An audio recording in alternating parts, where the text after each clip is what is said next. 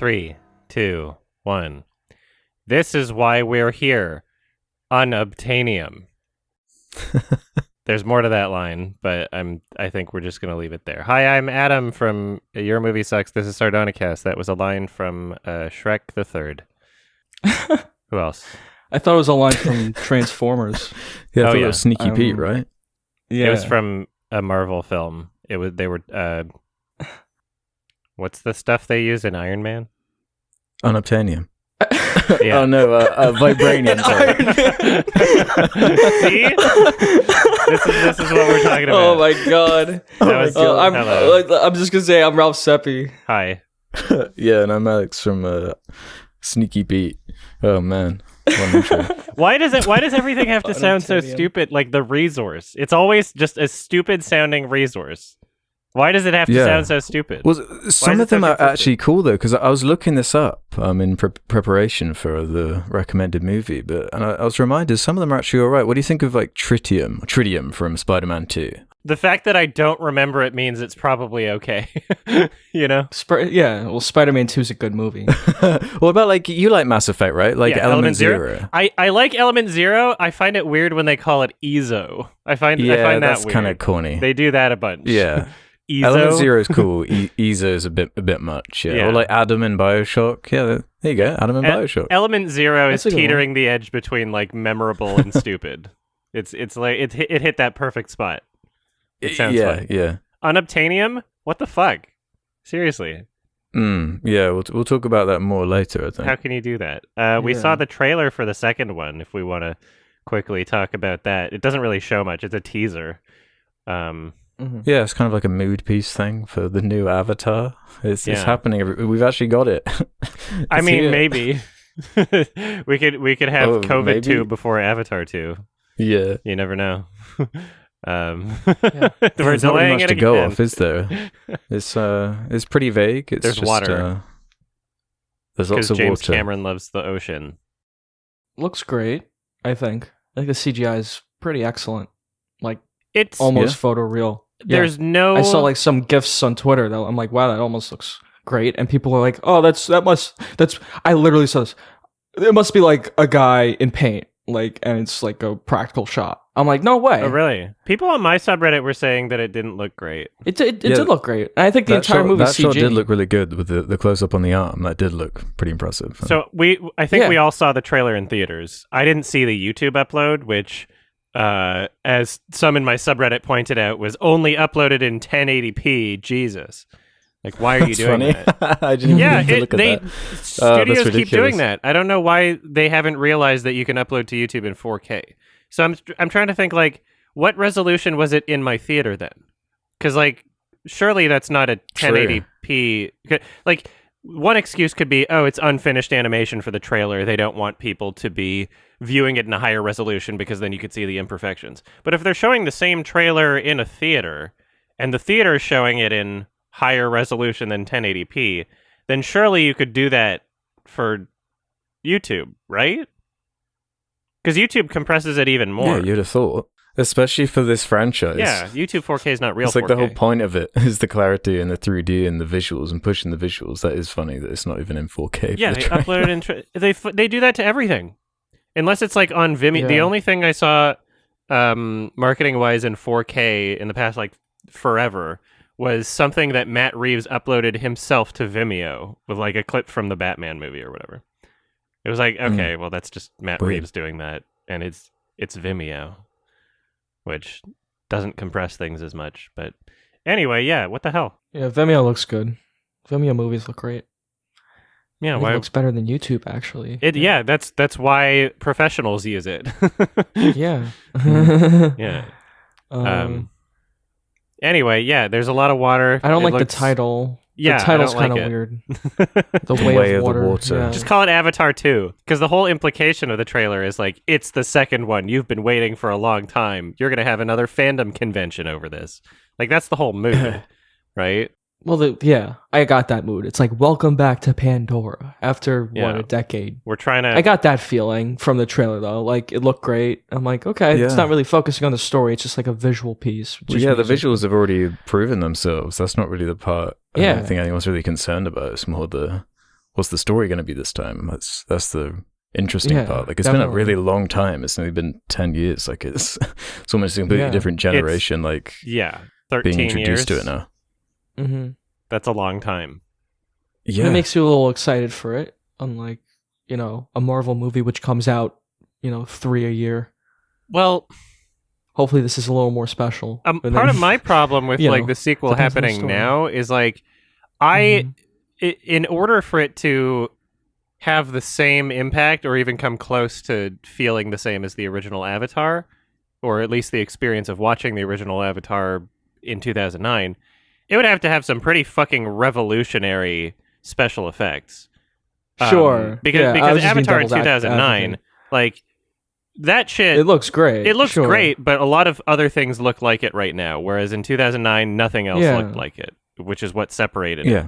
Now, it was new then. Yeah, I don't know what the fuck they're gonna... Because right now, with this new trailer for Avatar 2, I'm not sure it does look like it's separated from anything else. It looks like a standard right now. But my mind could be changed. It could be, trailers are usually unfinished animation. So we don't know what the final product will look like. I'll have to just watch the real movie, I guess. And it's a purposefully vague teaser too, so... Yeah. I just think visually it looked very good. I think all the water stuff will be the groundbreaking probably. Of the movie. That's probably the like show all off the point. Effects. Yeah, because CG splashing. water has always been like really difficult for... That's been very difficult, like particle effects or...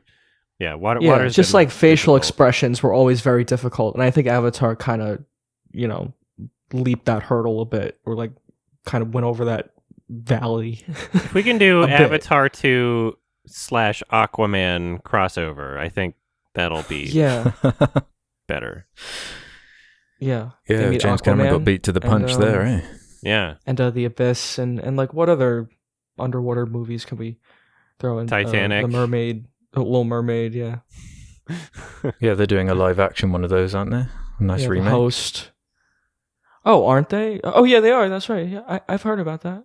Yeah. The Little Mermaid, you mean? Sorry. Yeah. Yeah.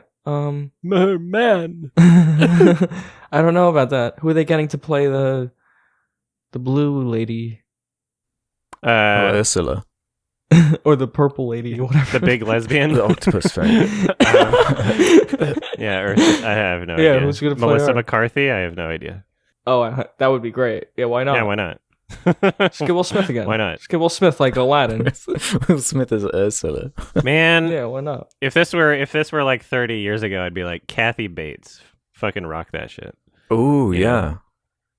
I have no idea what she but looks again, like it would just right be now. a waste of a good actor. It's just a stupid... Why? Just stop it. Or just like don't make these remakes because they're just don't bad. Do it. Just more like stop, the casting doesn't matter because it's a bad movie.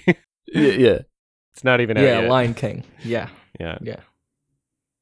Well, so that trailer played before the Dr. Spider-Man, the Web of Shadows. What did we think of the spoilers for the new Doctor Strange? Web of Shadows. What did we think of Doctor Strange Multiverse of Madness? Kind of boring first half and then really good second half. I would say the first third's pretty boring. I would say it starts turning into a Raimi film when it got into the Sam Raimi shit. That's when it got like really good, I thought. Yeah. Like at the end of the movie, I'm like, this is crazy. This is just like total campy, like Army of Darkness level. He made another Raimi film, which it. is shocking to me that they would let him do that. But I'm happy they did. But that's great. Yeah. God bless it. I mean, it's fucking awesome that like the last part of this movie, I thought.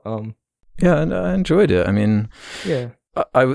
My biggest fear with this movie that after Spider-Man, that they were going to try and turn this whole multiverse thing into a reference delivery system. So it's like, because in the teaser they were saying like I guess spoilers, Professor X's voice was heard, so I was thinking worst case scenario, is this like what this is just becoming now, just like Free Guy reference, just central. That's cool. Yeah. I was worried about that too. Because that caught me off guard. I didn't watch the teaser, and I didn't listen to any. I had no idea. So that's great. Oh, really? Yeah, I was able. Oh, that's so cool. What was nice about watching it in that way is like as soon as it shows the hand, I recognize the theme, and I haven't seen the X-Men movie since a billion years ago. Since it was like on DVD, X-Men 3 or whatever.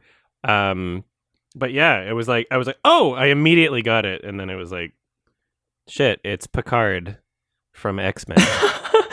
Those movies are so awesome, the X-Men movies, and yeah, that theme's very memorable. When he showed up, that's in the trailer though, so I knew that was happening. But it's cool you had that experience. Mm-hmm. I was able to get it as intended, and yeah, I was kind of dreading. I was dreading that scene too, Alex. Like, why would they put that in the trailer? Yeah, because they want people to see it. That's like a Morbius thing. It is. Yeah, I don't know why you'd ruin that reveal. But to be fair, they didn't give away anyone else. Yeah, they didn't give away Captain. Yeah, but like whatever. they got it played by Jim from The Office. Wasn't it? Because they don't have a good Fantastic Four, so they can't have a memorable like. Oh, we're bringing him back because nobody gives. What, Miles Teller? You're gonna put him in this? Like that would have been funny. I would have loved that. Yeah, don't canonize that film. That would have been funny. Yeah, that one doesn't exist. It's not real. They should have gotten the original actor who played Reed Richards. They should have gotten the first Fantastic Four. I mean, I didn't mind him. He wasn't the problem with the movie. I thought he was pretty good. The problem with the movie was like everything else. Yeah, you like him dancing? That was a good one. I mean, I just like the actor. That's what I mean. Yeah. If they had the fucking balls, they would have gotten Chris Evans to play the Human Inferno. Yeah. In the same universe as Chris Evans, Captain America. Just bring him back. And that would have been funny as and just fuck. never address it. Yeah. Just have no one ever address any. Yeah, that would be close. Yeah. The Human Inferno? The Human Torch? It's the Human Torch. I am Human the Torch, Torch. Thank you. I don't know the name. The Human Inferno. Why not? It sounds cooler. That's great. Yeah, it might If as they well. had the balls, I they think you would just have made done up. I'm like, is there some other character in this movie that I don't know about? Yeah, The just Human get Inferno? Chris Evans to play two different superheroes in the same timeline. The guy with the lightning bolt was cool. His death was cool. Yeah. It became like a horror film. Like, it was so gruesome. But I loved it. I mean, I'm not complaining. I thought it was great. This is the goriest Marvel film I've ever seen that's a part of this Disney Marvel canon. Yeah. That's Like, what I there's loved been- about it. It was so gruesome. Yeah, it's surprising. Like, Yeah. is the Punisher Marvel? Yeah, but that was like kind of tucked away on Netflix there, wasn't it? Mhm. Yeah, it's not a part of this. The movies aren't in the MCU at all. Yeah. And that show, is, you're right. It's like buried under tons of other content. Yeah, in terms of like what we can connect to like Infinity War or whatever, goriest one. Yeah. Really cool. That's for sure. It's kind of weird. It's connected to WandaVision too. Oh, you know what's great? I think that's the biggest tie-in. I don't didn't know if see you've seen that. WandaVision, and I didn't see the first Doctor Strange, and I didn't feel confused the entire time. I was like, I made the right Yeah, I decision. Really? figured. Okay, that's interesting. I was going to Yeah. ask about that because it's been a Marvel thing for a while where it's almost like there's a checklist for each movie. Like, have you seen WandaVision? Yeah. Have you seen Doctor Strange 1? But yeah, they do kind of write it in a broad enough way where it's like, it's not like going to go over your head particularly. It's not that complex. I'm allowed to It's watch still it. I'm like just not magic. allowed to give it a rating, I guess. But I will. Is that how it works with the Marvel fan? Yeah. I don't know. But People just make shit up. I review things how I want, and Yeah, other true. people try to enforce how I do it, but whatever. But as far as like fears for this movie were concerned, the other fear I had was Sam Raimi. He made that like Wizard of Oz movie a while ago, I think, under Disney, and I didn't really enjoy that, and I thought a lot of his character was lost. I don't know if that was because of the rating or whatever. So I was just fearing him being neutered or toned down, but I was actually kind of on the total opposite. I was shocked at how much they seemed to just let it become his own thing, become a Sam Raimi horror movie effectively, with a really nice kind of bait and switch with the villain. Like they introduced this new like MacGuffin character called America who can hop through America Chavez. universes, and she's like talking about oh yeah, there's this demon that's after me. So you're just picturing some big squid thing or some villain from the first Doctor Strange movie, but it's kind of revealed to be Wanda. And it also reminded me of like in Captain Marvel, the problem where she's such a powerful character. I was always thinking it would be so much more fun if this kind of character archetype was the villain. And Wanda's so powerful, her being the main driving conflict is kind of a compelling, scary thing to watch the main characters have to try and defeat, because she's ridiculously overpowered and like in that scene where she like violently tears apart everyone. It's a nice spectacle that really matches Sam Raimi's style. Yeah, I'm glad he was able to do that. And so one of my questions, I guess, because you've both seen WandaVision, is a criticism that I heard about the show. So I'm aware that essentially, spoilers for WandaVision. We already said spoilers for this movie, but whatever. She basically enslaves an entire town. She mind controls them so she can LARP about having kids, right? Does it basically in the show? Is there a level of tone or implication that what she's doing is wrong? Because I seem to remember some people criticizing the show, or people who watched the show, as being like, oh, it's like, it's painting her as like a good character still, but what she did is actually horrible. Whereas now in this film, it seems like they're actually being like, okay, what she did is like kind of fucked up, is like what they're saying. So did it feel that way in the show or no?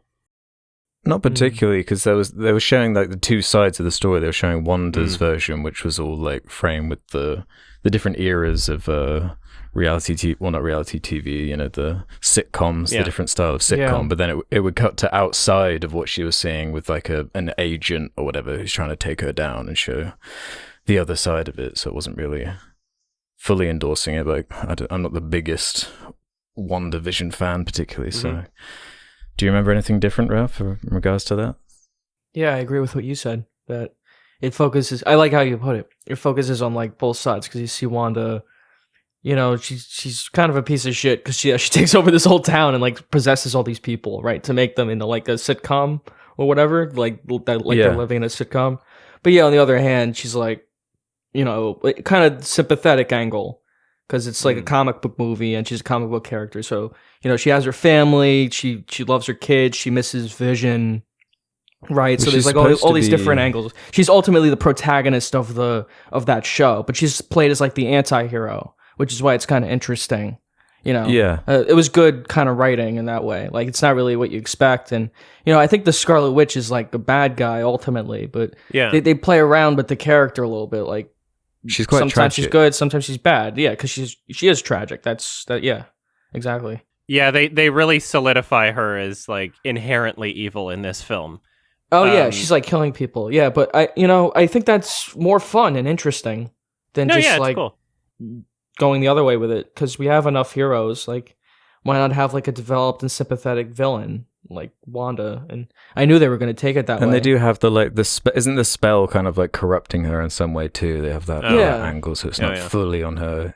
Yeah, the same one that's kind of is doing something to Doctor Strange towards the end. Yeah, it's like how it ends confusing. With the third. Yeah, I don't really fully understand all the magic rules or whatever, but I'm fine with what it allows. Like, as long as they keep it strange and weird, and I feel like Sam Raimi fully embraced that with like the music fight scene. And just the like demons with like the weird voises that talk. Yeah, like popping the eye out of the demon at the beginning of stuff. Well, these things are like such trademark Sam Raimi isms. The eyeball popping and even the sound effect, like when it pops, like the or whatever. I can't. Just so cartoony. Yeah, that happened in Evil Dead. That happened in fucking Drag Me to Hell. The end title sequence, the Rorschach shit, was very Drag Me to Hell title sequence. Sam Raimi. The whole ending was very Sam Raimi. Yeah, the possessed dead. They even say they don't say Book of the Dead. They say Book of the Damned. But it's like, okay, like this is Sam Raimi shit. Like, there's so much of it. He literally just made a Sam Raimi. The part where they all hear like, whoa, the sound, crazy sound effects coming from the room, and you see the Dutch angle go from one 45 degree to the other 45 degree, and it zooms in on the door several times as the doors close. I'm like, that's trademark Sam Raimi shit. Eye zooms. And it's there's so much in here for Sam Raimi fans, and I was like, I wonder how the general public perceives this, because most people watching this aren't Sam Raimi fans. That's what's interesting to me about it. How was your audience reacting? Because it wasn't like a normal Marvel movie for me. Not at all. A bit more quiet. People weren't laughing as much as the joke. Because I was finding it really funny in that Sam Raimi kind of way, like when the eyes popped out of the creature and all the goofy over the top like horror elements. I was like finding that hilarious, but I don't know if the audience was quite as much. It's got 7.5 on IMDb right now. That's probably going to go down over time. I think it's going down. 61 Metascore. I was expecting like a bit higher Metascore. I was expecting critics to be more like, yeah. Sam Raimi. But who the fuck knows, really?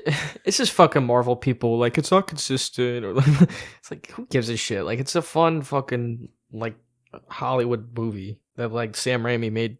He actually did something fun with it. Yeah, there's definitely things I don't like about this, but... Yeah, it was mostly the story, though. Like, I have issues with that. And, like, the pacing, I think it's really slow, like, toward the beginning. Yeah, but once it gets to the Sam Raimi craziness, like, I feel like they should have given him more creative freedom than they probably did. Because I heard about, like, kind of reshoots he had to do. The whole thing with Charlize Theron, like, the post-credit scene, that was stupid. Oh, that was her, yeah. Like, so dumb. Like, that felt thrown in. I like the other one with Bruce Campbell. Yeah, because didn't they like change the order? Like this was supposed to come out before Spider-Man or something. Oh really? They did a bunch of reshoots to. That's funny. Yeah, so I assume I don't know if the America character was supposed to be involved or something. Really? With the whole multiverse what? angle. Yeah, I think that's the theory or something. That's like that. crazy to me. She seems really out of place, honestly. Like she can't act for shit. She's bad. She was I didn't annoying. think she was. I didn't think she was a bad She was performance. awful. She was a terrible actor.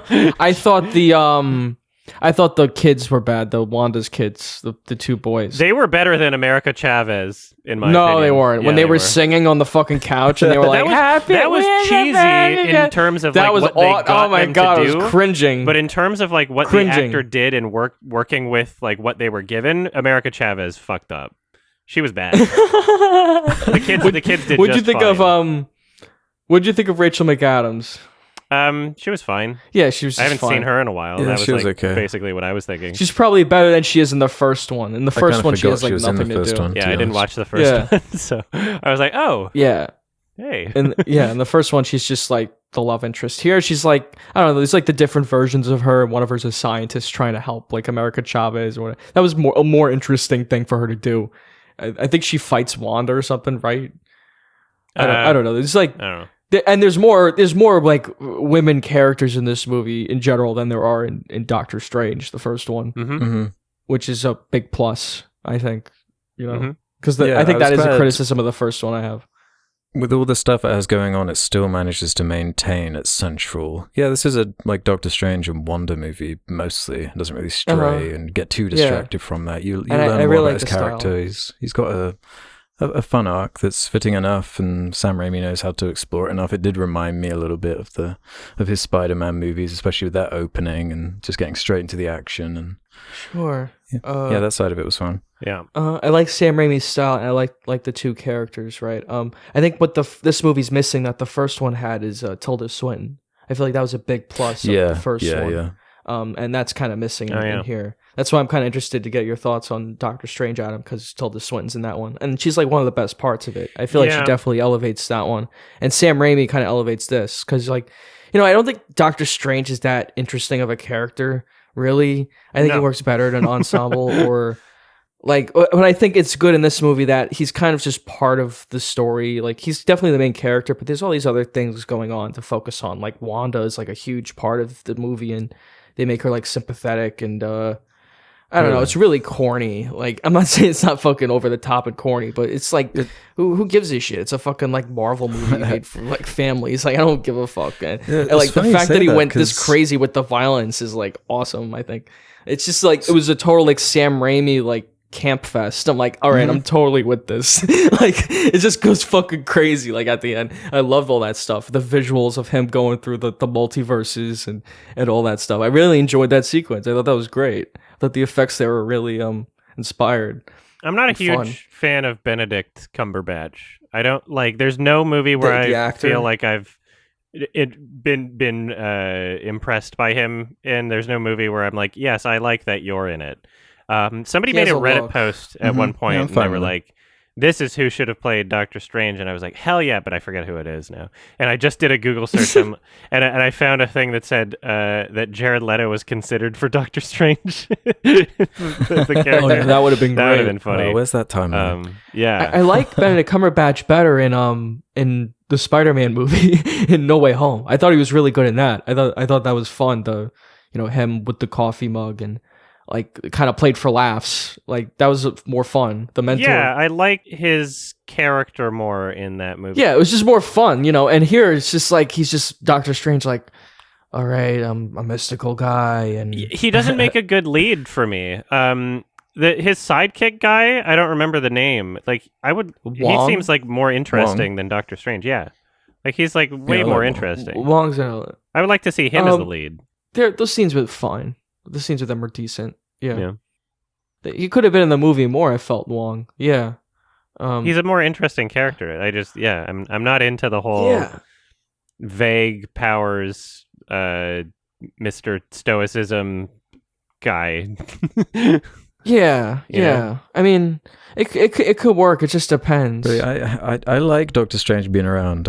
I like when I look at some of the new ones they're introducing, like Captain Marvels and whatnot. I just like his core base abilities are a good excuse to show off certain types of action that's just way more creative and enjoyable. Mm-hmm. Like just thinking about how he's been used, like in Infinity War, and like combining him with Spider-Man and stuff, and having it's like in those like a two, video it's game great. with portals going around. yeah. Just not as a main character for me. Exactly. I think Harry Potter's a bit more of like a sympathetic character. I think that's kind of more what I'm looking for, because like Doctor Strange is just like an asshole. Like he makes Bruce Campbell like punch himself in this movie. I'm like, why would like a superhero for 3 months or something do 3 that? weeks? Yeah, for like 3 weeks or whatever. Yeah, like that's horrible. Like why would a superhero do that? But there's a I point. I'm love that we like, got a oh, Bruce that's why I Campbell was thinking cameo. like, who gives a shit? This is a Sam Raimi movie. Like it's fucking dumb. Like it doesn't matter. Like I'm thinking about the characterization of Doctor Strange. It's just like, who gives a shit? It's just like a dumb joke in the movie. That's not to say he doesn't get anything though. Like towards the end, he has that scene with like the corrupted Doctor Strange, which is like really fun and campy, and it reveals stuff about his character and whatnot. It's like just enough for me where it is progressing him somewhat as a character compared to he is kind of like just straight up a dick in the first movie, and it's kind of like I guess the point, and he's slowly having his character chipped down and showing a bit more empathy. But yeah, I get what you're saying about him being the lead, but what saved it was having the horror wonder, like forcing the story along and stopping it from getting boring. It wasn't like the Taika Waititi Thor movie where every time it's cutting to the villainous angle, it's just kind of like, yeah, this half of the movie is just not as fun as the other half. I want to go back to the other half. Whereas here, it's like each time it's the A and B stories are like equally as interesting. So that was it. It was focusing on so many other things, and I didn't find that America Chavez character as annoying as you. I don't think. Was so annoying. I found her fine.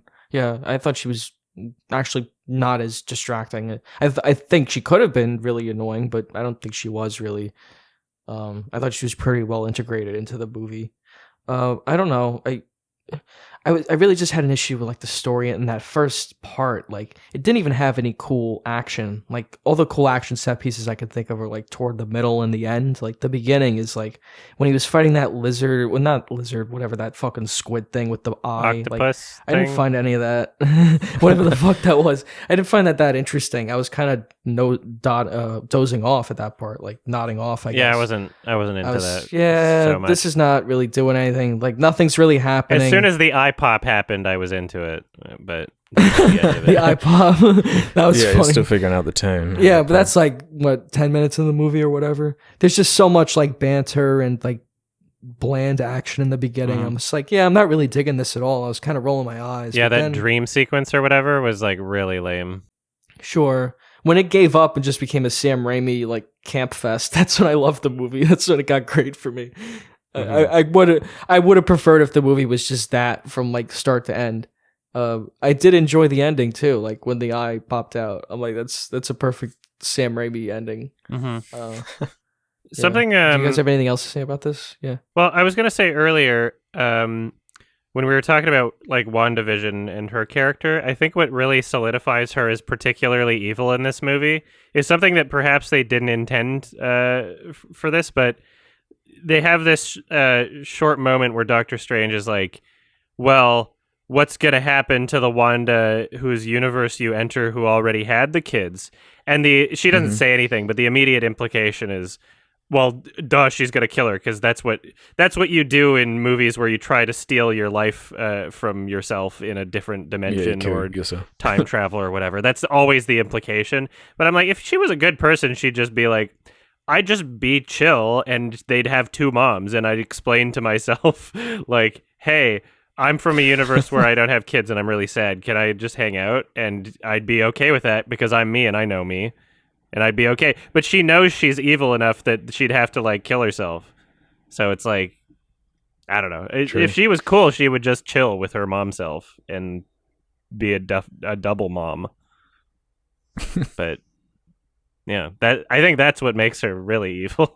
She knows she America Chavez had two moms. Chavez had two moms in the movie. That's why it got banned, and, like... It got banned in a bunch of countries for that. Yeah, apparently. Was this the movie where there was that like news tabloid thing about like Marvel refuses to cut this for Saudi Arabia or wherever? Is this the movie that they were doing this, or is there another one coming out? There's one for like every Marvel movie. Like I read one about, I think the latest Spider-Man wasn't running in China because they wanted to take out the Statue of Liberty imagery from the end or something. Yeah, so... I don't know. I've heard conflicting shit about this. Yeah, it's banned in Saudi Arabia apparently. But yeah, the tabloid, the news story was Disney refuses to cut this, and so everybody's like, "Good guy Disney" or "Good corporation Disney." But we'll see. There was some post. I didn't look into it further, but there were some posts on my subreddit that were like, "Okay, this is inaccurate." But I didn't look into it because I haven't seen the movie yet by that point, and so now I want to look into it, but I can't find the shit. So, whatever. Eventually, I don't know. Like, at what point will we get like a main character that's gay? Like, I don't know. I know it's taken a while, isn't it? Like, how many of these have they made? A lot. Tens and tens of them. Yeah, probably almost 30 at this point. Yeah. Yeah, she had two moms. But it's one of those things where it's like they probably don't even know how to approach it, even if they wanted to, because they know it would be like banned in like she's a lesbian too, in like 60 plus countries, you know. Yeah, if they had a gay main character, and then they would be forced with the like, okay, do we make them like really gay, or do we make them like, oh, you can't tell, but then they kiss someone of the same gender later in the movie? Yeah. And then it's like, you're gonna upset people either way, no matter how you go about that. But I don't know how many comic characters are like that either. I don't know. Is there fucking new Superman or something? Superman's son is bisexual, apparently. Oh, really? Is that comic canon? Yeah. All right. People were mad about it like a month ago or something. Oh. Yeah. Every now and again, there's a new game like comic character that people get angry about. Yeah, in these like comics that nobody reads anymore. Yeah. And just we can afford to play a little with that market.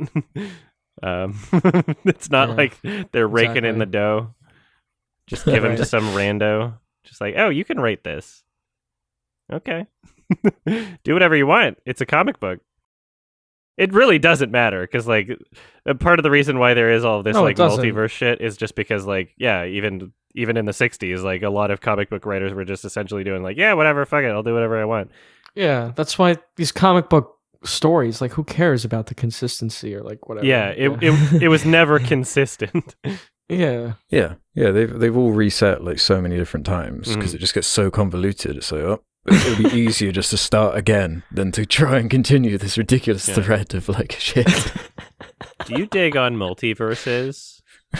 So is this becoming like a fucking trend, or is it just a weird coincidence? So in Marvel, like they were planning to do multiverse shit because Spider-Man, and now the Doctor Strange. Yeah, it's always part of Marvel, right? But I think it's going to be a case of they're just going to start the trend of everyone copying them. Like everyone's going to like want that same kind of excitement, you know. It excites like everyone's reference, the potential for like reference or thing I know, or, you know, member berries is like it's just too much. So every like intellectual property holder is going to want to do their equivalent one. Like you've already got that Batman one on the way. I'm sure is there a Batman multiverse one? Like On the way? Yeah, The Flash is What? This Flash movie is supposed to be like a Batman multiverse. Oh. I think is Ezra Miller? Keaton's in there. I don't know what they're doing with this recent news about him, like how they're handling that. Because I'm pretty sure they're relying on him to be like the reset for that DC unit. It was supposed to be like the Flashpoint is like the whole DC reset button, but they can't. Funny because really I hate him anyway. lean on that now. Yeah, exactly. What the fuck? Yeah. So they're That's kind of really screwed, funny. but It's funny. It's also funny because he's in the Fantastic Beasts movie, and it's like, well, they got rid of Johnny Depp, so what? Are you not going to get rid of Ezra Miller? He's beating everybody up in Hawaii. In the new one? Isn't he? Is he in the new one? yeah, I don't he's know. in there. I don't He's watch like a him. major character, wow. I think, in these Yeah. new Oh, ones. shit. I haven't seen I the remember he latest was in the one. first one, I think. Yeah. Yeah, and I That's the think he only was one in the I'd second seen. one. It's just the sequel was so bad. Yeah. Well, shit. Doctor Strange. I guess we can give our ratings since we're like we don't even want to talk about it anymore. Yeah. I don't have much else to say about it. I like when it got into Sam Raimi craziness. I'm gonna make a review of it eventually. I'll talk about it more. I'd give it a 7 out of 10. I'm pretty solid on it. 7. I liked it. I don't know if I like it. Maybe I like Spider-Man No Way Home a little more. Although I like the style of this movie a lot. I just think like it really could have been like tightened and paced better, and like that first part really dragged for me. But like if all that was fixed, then yeah, I would have really liked it more. I love Sam Raimi's fucking zany shit. Like I love it when it's like total campy, like Army of Darkness toward the end. Like it's great. I like that stuff. What did you guys rate it? Yeah, I'm pretty much there with you. With like on first watch, I'd give it a 7 out of 10, 3.5 star. Yeah, I like all the same kind of things. I like that style. I was surprised that much of Raimi came through and they allowed him to do that much with it. But I suppose it's just a good fit with the whole Doctor Strange strangeness. And yeah, that side of it's cool. Yeah, Spider-Man No Way Home looks like a Super Bowl ad. Like this looks a lot better, more interesting.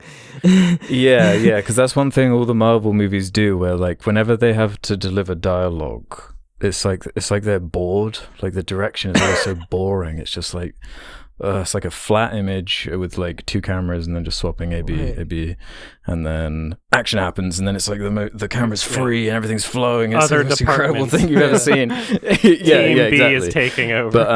But Sam Raimi kind of balances that out a bit because a lot of the dialogue is actually complemented with fun visuals with the camera swooping around and all these zooms, and everything's kind of blocked out in a way more entertaining and kind of fittingly comic way. He gets this kind of material if you're into that tone.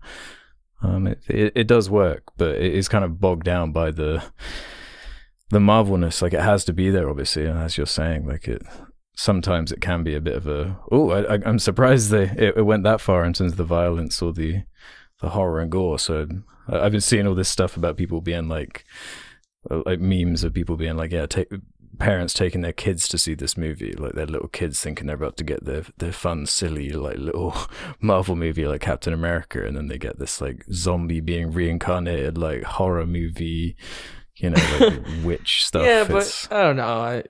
I think they'd like it. I'd love this. This is the kind of stuff I'd love as a kid, but it might be too much for some people. This is the first movie that Sam Raimi has directed since Oz the Great and Powerful, and that was 9 years ago. In 2013. Wow. Isn't that crazy? Like, it's great that they allowed him to be himself. It's as much as you could hope for from a Marvel movie directed by Sam Raimi. They just let him make a movie for Sam Raimi fans, which is just crazy. I'm probably never going to watch it again. I wouldn't watch, I would sooner watch Evil Dead trilogy, Drag Me to Hell, or even Spider-Man movies. I have no reason to watch this over any of the other Raimi films that I like more than this. But I loved what it was, and one of the better Marvel films. Don't regret watching it. 6 out of 10. It was good. All right, cool, awesome. And I guess that brings us to Avatar.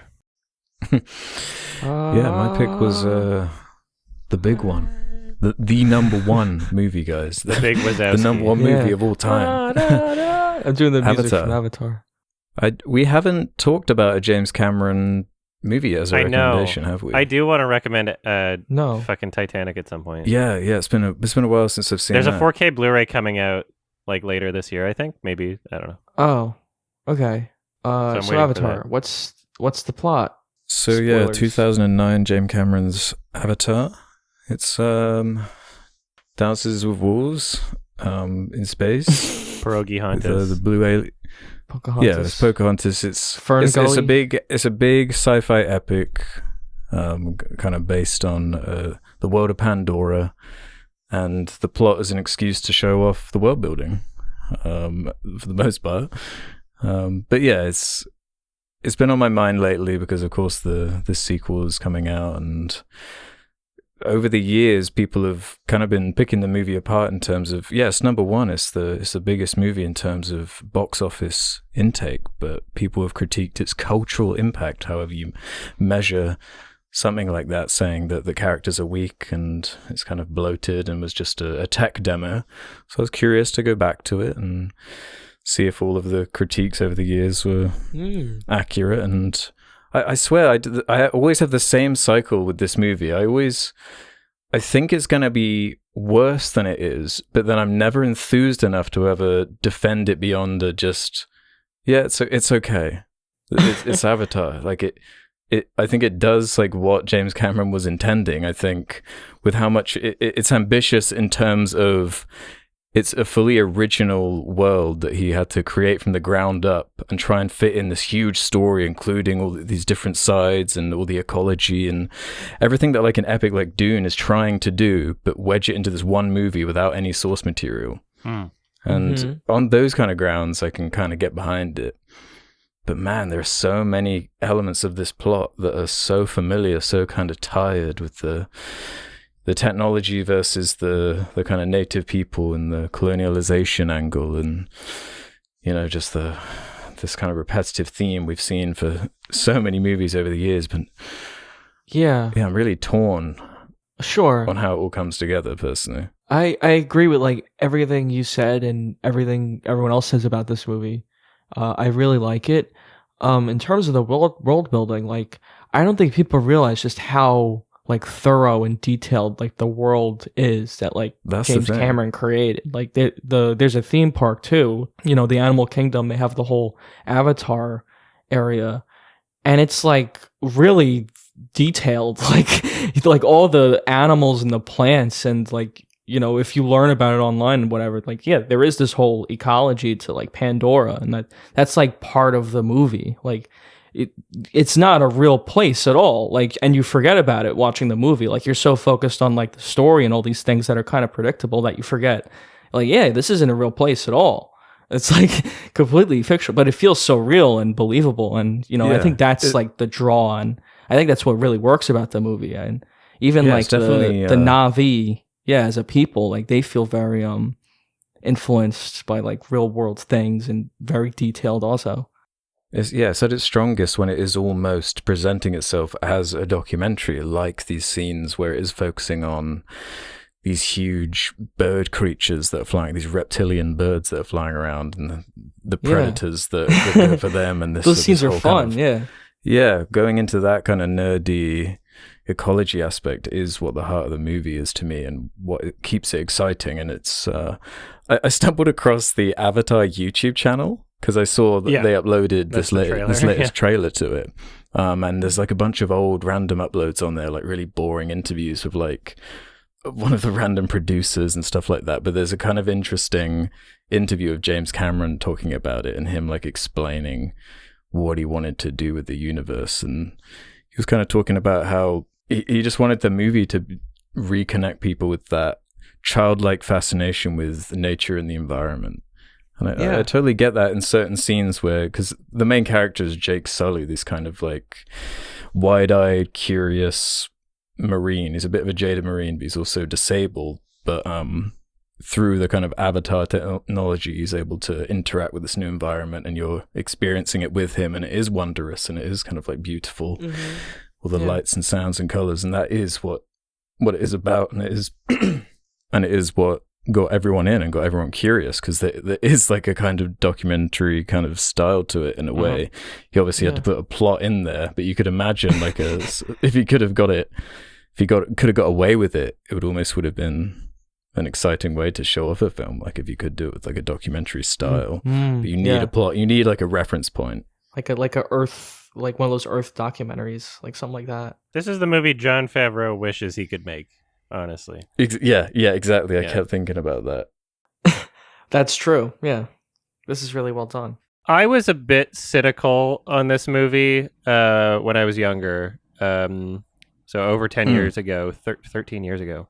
And one of my gripes was like, I think there's one, if not, it was nominated, but I was like, best cinematography at the Oscars. And I was like, but so much of this is CG, right? Where you can just decide where things go.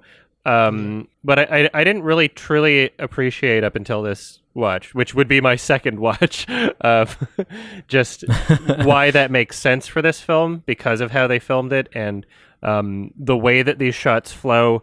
The handheld style, like going through the trees, and like it has some great camera work. It has some really, really great camera work. Yeah. And perhaps at the time I was like a bit more, I guess, uninformed on just how it works when they film it. You know, they're not just moving around models throughout the entire thing. Like they're combining real camera work with modified environments and stuff like that. So there is a real groundbreaking craft technique and talent to the cinematography in this film, despite how much of it is, they can add lighting effects, they can add like background and etc. They have a lot of ways they can tweak it. Much like the performances too, and I'd like to talk about this aspect in terms of like having actors and CG faces. So Andy Serkis is like he's famously tried to, I guess, devalue the work of animators by being like, I won an Oscar for this because it's all me. And like he goes in, there's these crazy YouTube videos where he's like, it's all me. It's like I'm the entire performance, and it's like it's both. Dude, it's both. Like you can be a great actor and the animator can tweak your performance in a way that makes it even better, right? Like it's a collaborative effort, you piece of shit. Well, yeah, like a human face doesn't perfectly map onto like a chimp's face. Like an animator has to do the work in between to make it make sense. And Andy, I'm a clown and I belong in the circus. Yeah. Andy Serkis is great, Lord of the Rings. I'd say that's like the like more recent example I can think before Avatar of like a groundbreaking like CGI character. But I feel like Avatar is such a major improvement from like Lord of the Rings, or even from like the Robert Zemeckis kind of CGI movies, if you remember those, like the Polar Express. God. Oh yeah, those always look. Those are awful. Uncanny Valley to me. Those look awful, right? And here, like I think it really works because of the design and like the CGI as well. Like a lot of what Adam's saying, like the fact that they're very humanoid but not exactly human, that they have big eyes. I think that helps a lot. You're not like, it's not literally a CGI like person. You know, I think that helps, like the Uncanny Valley aspect. And you have the reference point of all the avatars, like faces or like a real actor. Yeah, like I feel like they're very expressive and detailed too. Like every model feels very detailed. I like they're kind of cat-like, so they have like these ears that are very expressive as well. Yeah, certain features like that. The tail. It's like the halfway point between furries and weebs. So but it works for the film because they are kind of these expressive, like sympathetic creatures, which is what I think he was going for, like James Cameron. I think that kind of works. And also there's this kind of like sexual appeal to them, especially like Neytiri, which is like, I think that's really in line with like kind of James Cameron's other films as well. Like we're going to talk about influences like Terminator 1 and 2 and like all of his films, really, they have like that strong female character that's like kind of badass, also kind of sexy. Neytiri kind of falls in line with that perfect. Like I think she's like probably the best character in the film for me. She's one of the best actors, honestly. Yeah, like, and Zoe Saldana's performance is great. Several points in this she's movie, great. she's like delivering the best. She's parts really of, like, sympathetic. performance. Yeah. It's a shame she has to act against a block of wood, Jake Sully, whatever. But like, I thought she was great in the film. Yeah, and the CGI is so good, and those techniques like the lighting.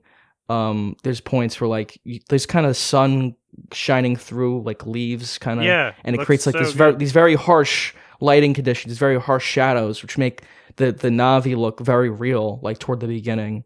Like, I'm like, oh, that looks great. Like, it almost looks photoreal. Like, it looks so good for a movie that came out 10 years ago. Like, I think back to, like, Speed Racer we just watched. That came out the year before. That has aged horribly. Oh, and true. This looks great. It looks so... Even if it doesn't look, like, completely real all the time. But we apparently didn't understand that movie, and it was all ironic or something.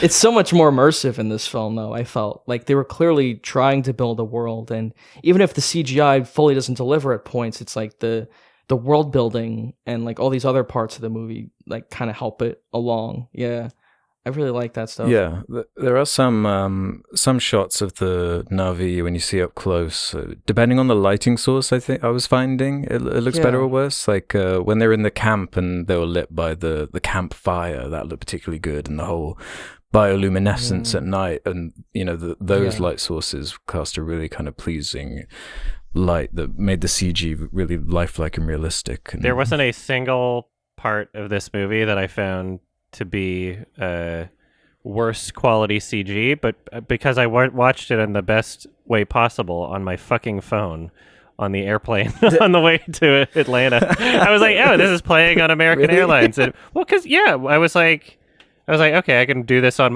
not doing anything else on my flight. I had paper and notes. Like I had a pen. Yeah. So I was like, dare you? And I experienced. I enjoyed it more this time than I watched it in the theater in 2009. So fuck it. Fuck you, David Lynch. Jesus. Anyway, it was. So I'll probably never watch that Blu-ray I bought, because by the time I want to watch this again, it'll be out on 4K. So I watched it on my Blu-ray on my TV. And yeah, you really appreciate the detail the animators put into like every aspect of the world, and the detail of the creatures. Yeah, I thought it looked great for the most part. Did any of you guys watch the extended version? No. There are two versions of it. The last time I saw it quite a few years ago was that extended version, and it did kind of sour me on it. It does really damage the pacing because it's, for the most part, for how long it is, it's got a really quick pace to it. It gets moving. It does not stop, this movie. It kind of lags towards the end of the second act, but for the most part, it moves quick because it has so much it's trying to achieve and set up and try and pay off. Whereas, I don't know. It's just kind of the spectacle filmmaking curse in a way, where it's, if that's at the top of the hierarchy, top of the agenda, this pushing the technology, because he famously had this story conceived in 1995 and was trying to get it off the ground, but was told that the technology simply wasn't there yet. So it's not possible. Yeah, exactly. So that's clearly been at the forefront, and there's this whole legacy of filmmakers doing this, and this, like, George Lucas had this whole fascination with this. I think ever since the Vietnam War, with the he explored it in his last Star Wars movie with the whole Ewoks going against the technological empire and overcoming it, and fast forwarding to this, it's kind of similar themes, and it's all feeding into this central thing of anti-colonialism and just the love of nature. And I think it works quite well for kind of a teenage, like, young adult sort of audience. I think it's quite good because it is fairly on the nose a lot of the time. By the time you get to like the horse like running in slow motion and on fire, it's almost like beating you over the head with like what it's trying to say with its story. But at the same time, it's kind of weirdly effective. That whole sequence with the tree being torn down at that point is kind of an emotional highlight of the movie in terms of, this is working in terms of winning me over to the plight of the main character and making the villains as villainous as possible and getting you in on the whole conflict of everything. And the CGI there was great. Like the very expressions on the Na'vi, it was like very believable and sympathetic. Yeah, in that scene. like the technology there. I'm like, wow, like yeah, you feel for them, like genuinely. But it is just doing so much. And I think of like how many other movies they couldn't do that like before this film. Because it's just the technology couldn't do in a there. Robert Zemeckis film, that's for sure. They were really trying in those films, and they just failed completely, right? And here it's like it looks so good, it looks so real that you're completely immersed in the story. Yeah, my issues with the film are like the human stuff, but I guess we can get into that. You were talking about like I like the nature aspects of the movie, the documentary stuff, and I listened to like James Cameron talk about like how he had to like defend some of these scenes from being cut, like the flying scenes, because they were kind of pointless to the plot, or like they went on too long. Some memorable stuff, really. Yeah, and that was kind of his defense. He says I like it, basically. He's like, and he understood that that's kind of the appeal of the movie, right? Is like the world and like flying around and being in Pandora, and not so much the plot itself and like the story, because that's not really what works about this movie. That's more just like a framework to explore like what he really wants to do with this world. And that's kind of what the new one looks like to me. Like he just wants to make a movie about the ocean, like because he likes the ocean. Like that's how his films feel to me. And that's, I think you're right, Alex. It's about pushing the technology and those aspects. It's not really about the story. Did you ever play the Avatar game? It was like an Ubisoft game, I think. It's funny you asked. I did play that. Mm-hmm. Really? I think I have it somewhere. Oh, really? It's okay. I never beat it. It's too long. It's really long. It seems like they really missed an opportunity there, to be honest. It could have been much better, definitely. Wait, let me see if I have it, because it should be right here. What was that on? 360, PS3? Can't remember. 360. Yeah.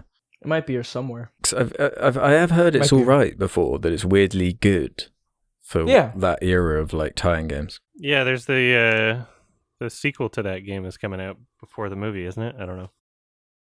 Oh, really? Well, there was a trailer for it or something, wasn't there? I don't know. Oh, for the game? Oh, I'll have to look into that. Yeah, the world of Pandora. So immersive. I don't know if you guys remember, we should mention, people were like killing themselves when this movie came out. So they could be reincarnated as like Na'vi or something. I mean, very strange. A couple people. Yeah, it's got quite a fan base. Yeah, very odd. But that, I guess the film is just that immersive and mind-blowing when it came out. Well, I can understand why, because it's really heavily tapping into the whole like my life sucks and I'm gonna plug myself into fucking like VR and this is where like the real shit is. And now like also remember this element of it and why this might connect to some of the people there. He shows up and they're like, choose a woman. Like they're literally like, you get to just pick a fucking girl like that. We have to acknowledge might connect to some of these people also.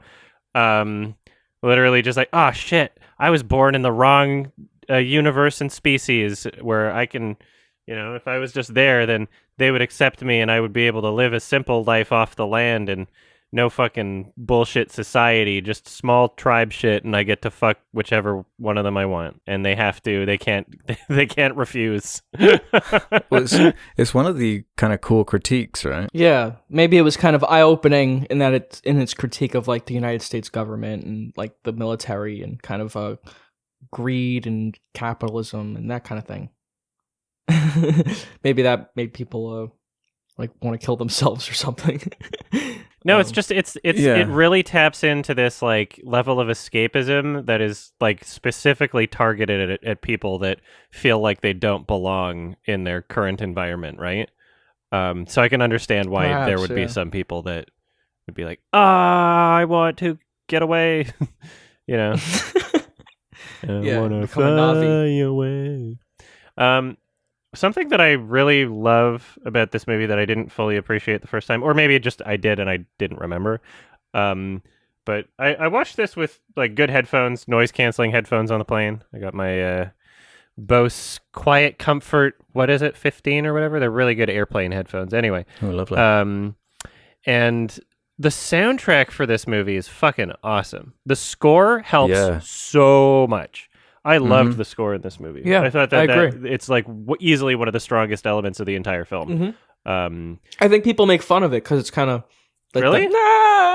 whatever. You get the whole movie, but I think it really works for the film. Yeah, I think it's completely immersive. James Horner, isn't it? Yeah, super well composed, super appropriate when it's used. Yeah, I think that's the word for it. It exists for a lot of the movie, but it hits those beats, those tones perfectly. It captures exactly what should be there at any given moment. And it's so unique, I think, too. Like, yeah, great score. And that's why.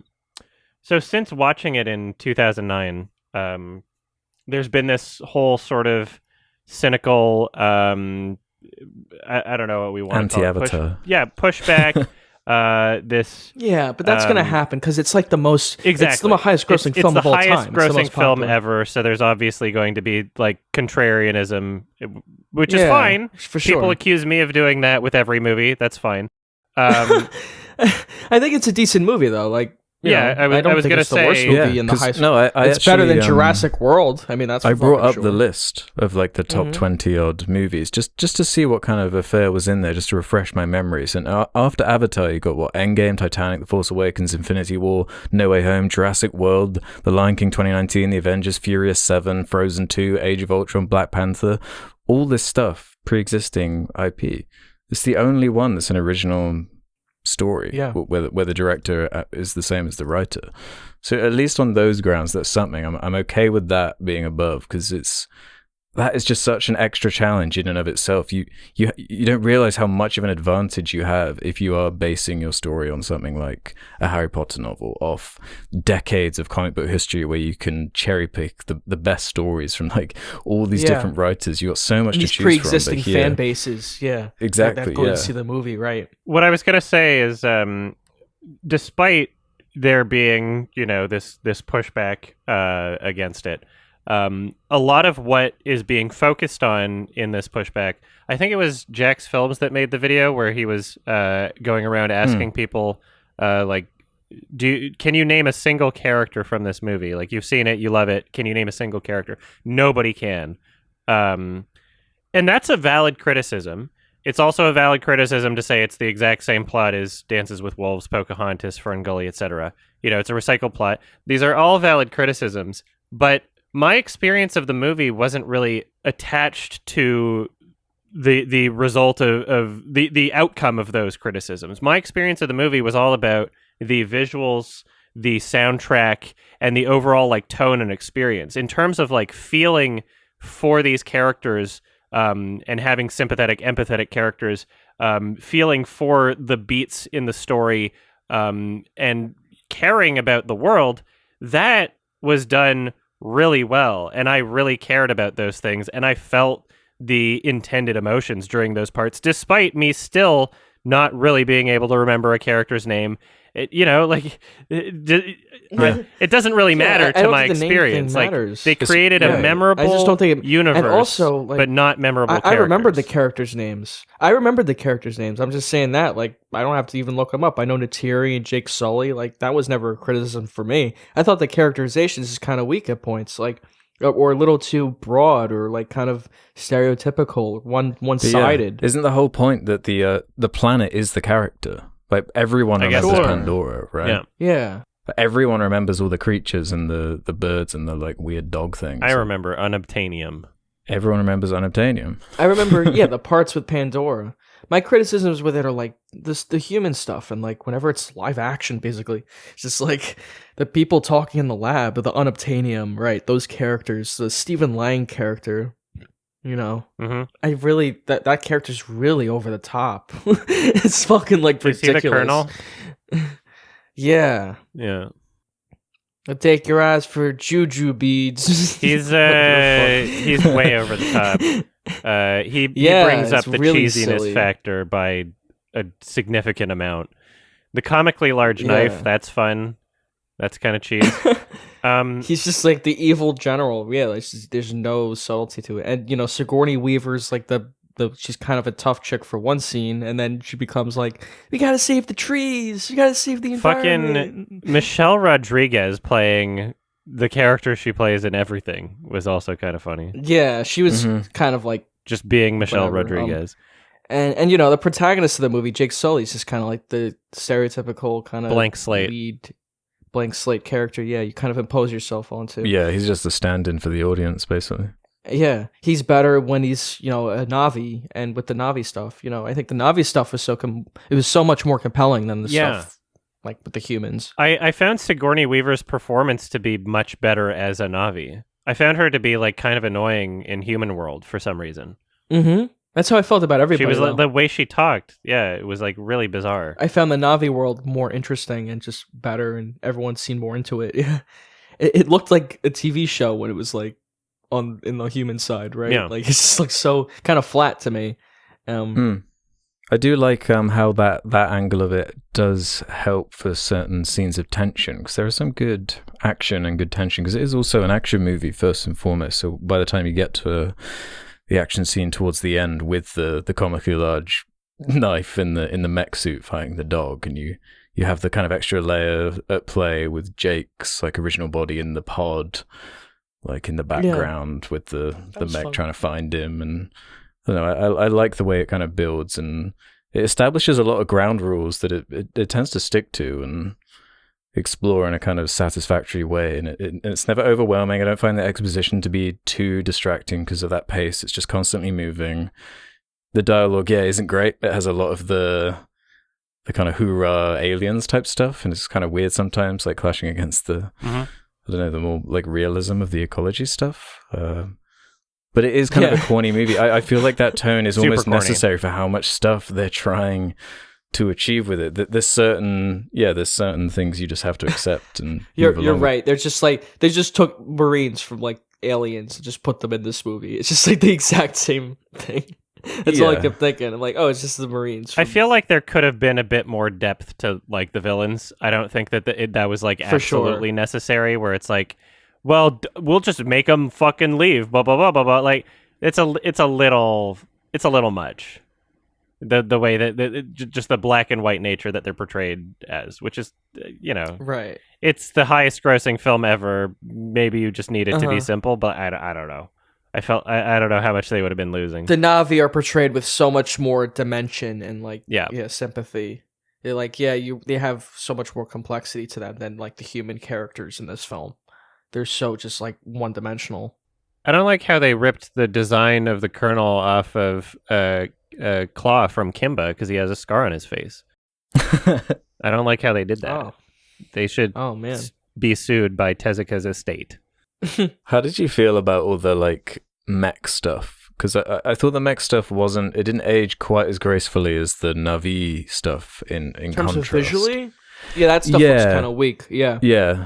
There's the old shot. It's kind of that thing, with like Iron Man when he's in the big suit and it like shows his face when he's in it. It's like that disconnect. Your brain can tell. Any shot involving like a human performance and also in CGI, like when they're in the mech suits or like being held by Na'vi or something like that, interacting with Na'vi. I thought that stuff looked kind of weird.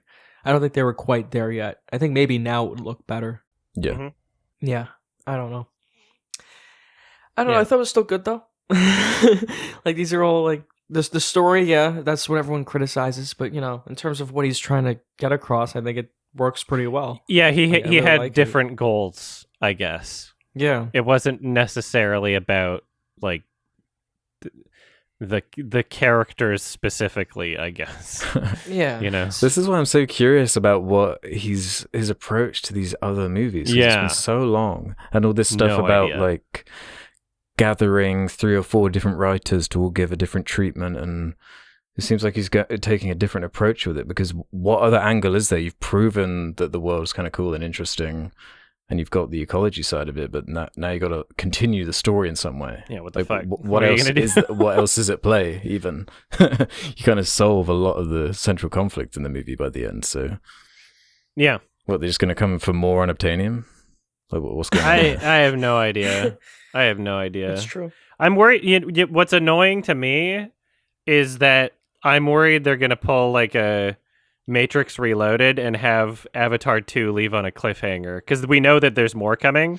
That's what I'm anticipating being annoyed about, is like the end on a cliffhanger nature of these sequels that I'm hoping doesn't happen, but probably coming. Will.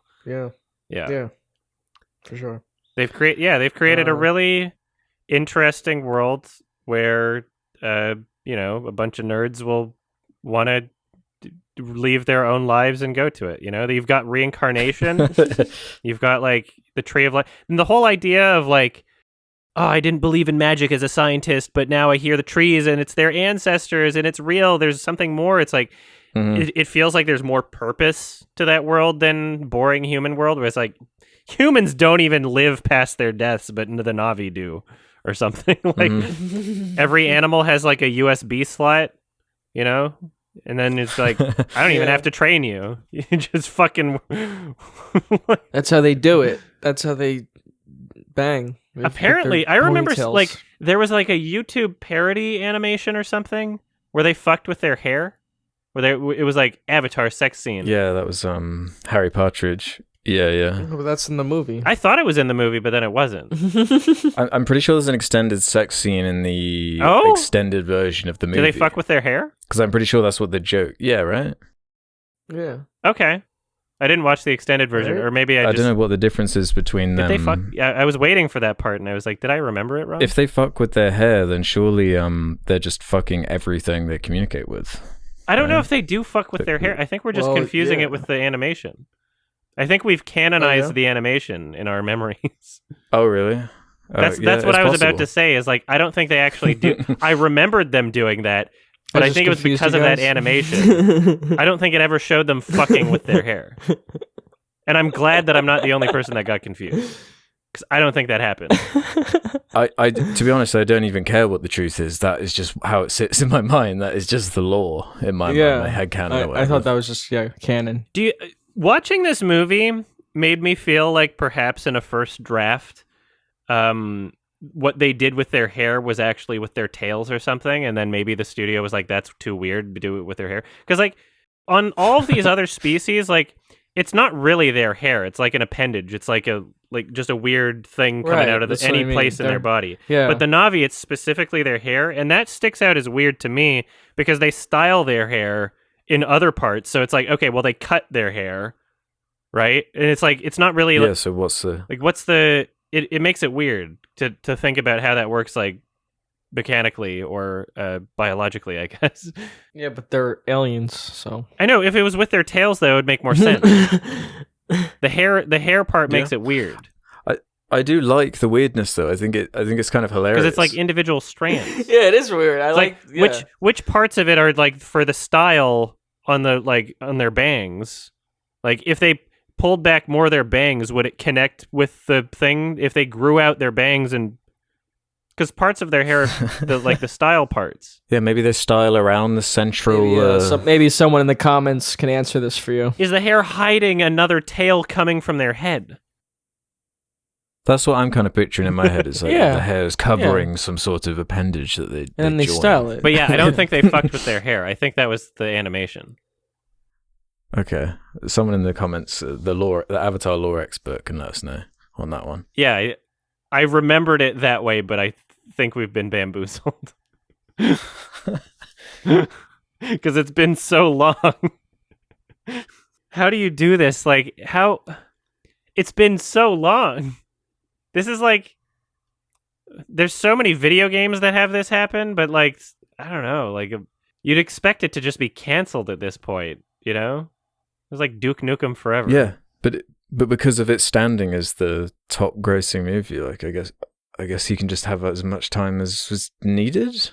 Is it a needed situation? Like, it doesn't seem like he was in any rush to get it out. It was going to be out like 2 years ago before Disney bought Fox or something, right? Yeah, it's confusing, the whole strategy. Like, maybe they can't properly gauge the interest or something. Like, maybe they're not confident at this point. I don't know what they're thinking internally about, like, the prospects of Avatar. Because surely they want to push it and make it as big as possible with the whole... the Disney World integration and just the potential for another franchise for them to like milk into the ground. So the teaser trailer was posted 1 day ago. It has 11 million views. Okay. I swear, like, there have been other like big movies that have gotten way more than, like, the Batman trailer probably got way more than that in a day. Yeah, Marvel movies get a lot. Yeah. But is it even the same thing? Yeah, I don't know if they can possibly do like top 10 grossing. with this, unless they have like the craziest trailer 2 or something. Like, I don't know. They're gonna have to. I don't know what they're gonna do, because like, how are they even gonna communicate in a trailer how like revolutionary the effects are, and will they even be? What are they relying? Will on? they even be revolutionary effects? Because we can't tell from the teaser trailer. If that's the case, like, it certainly doesn't feel. And they can't really lead with the mystery of the story because it's already known as the movie with the kind of boring story that no one really cares about. So it's like, what part of this is the hook? Yeah, maybe uploading the trailer in 1080p didn't help. Maybe they should have thought about that one, because it definitely looked better in theaters. I'm watching it right now. I'm like, wow, this looked a lot better. Because we haven't mentioned that the whole like point was that it's supposed to be pushing 3D technology as well. Yeah. Did you guys see it in 3D at the time? I did. That was like the only way to see it for. Because it was actually impressive. Like, it genuinely was. It did add to the experience to see it in 3D. Mm-hmm. Yeah, for sure. That's one of the few 3D movies I like. Like, that I would say you should watch in 3D, like Life of Pi or Gravity, or like one of those. Kung Fu Panda 2. When he first gets into the Avatar body and it does his like feet shot, I'm like, damn, there's probably a couple people that really like that one. Just imagining that in 3D, like, this whole movie probably awakened some things for some people. Well, I mean, it definitely did for some people. Yeah. Did you see that? There's an episode of How To with John Wilson where he goes to the Avatar fan club meetup. Oh no! It's in season 2. It's really good. You haven't seen season 2? It's such a great show. No. Anyway, he hangs out with the Avatar. There's like 10 of them, and they seem like, I don't know, furries, but not. And they're all speaking Na'vi. So I think Na'vi is like a real language, by the way. Oh yeah. No, I looked into it. Someone is credited for creating the language. Yeah. So, yeah, they did go in. That's a cool thing to imagine, creating a language.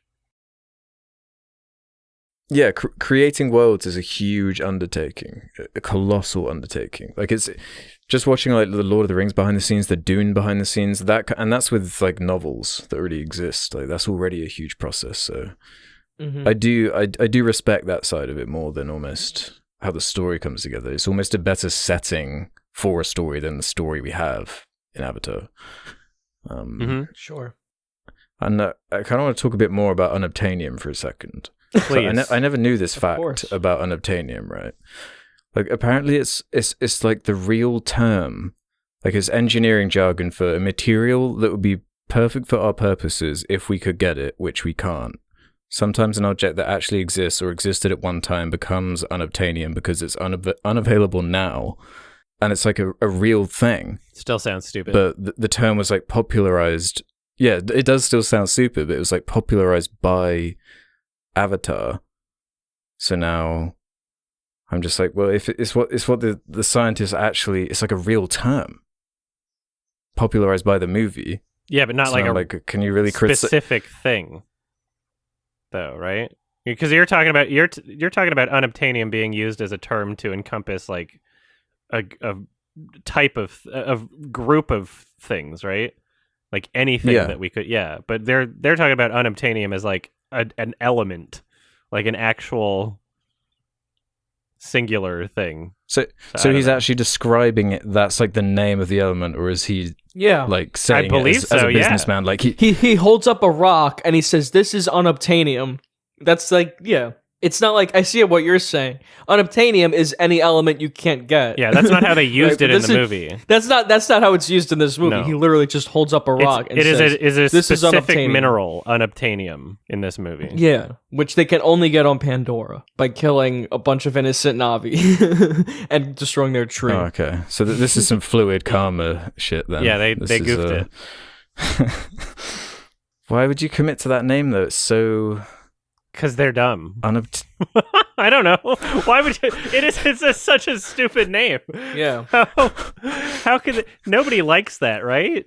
Nobody likes that's the name. No, and it's maybe one of the most famous things from this movie. As far as if we're going to talk about the like cultural impact, it's one of the biggest memes.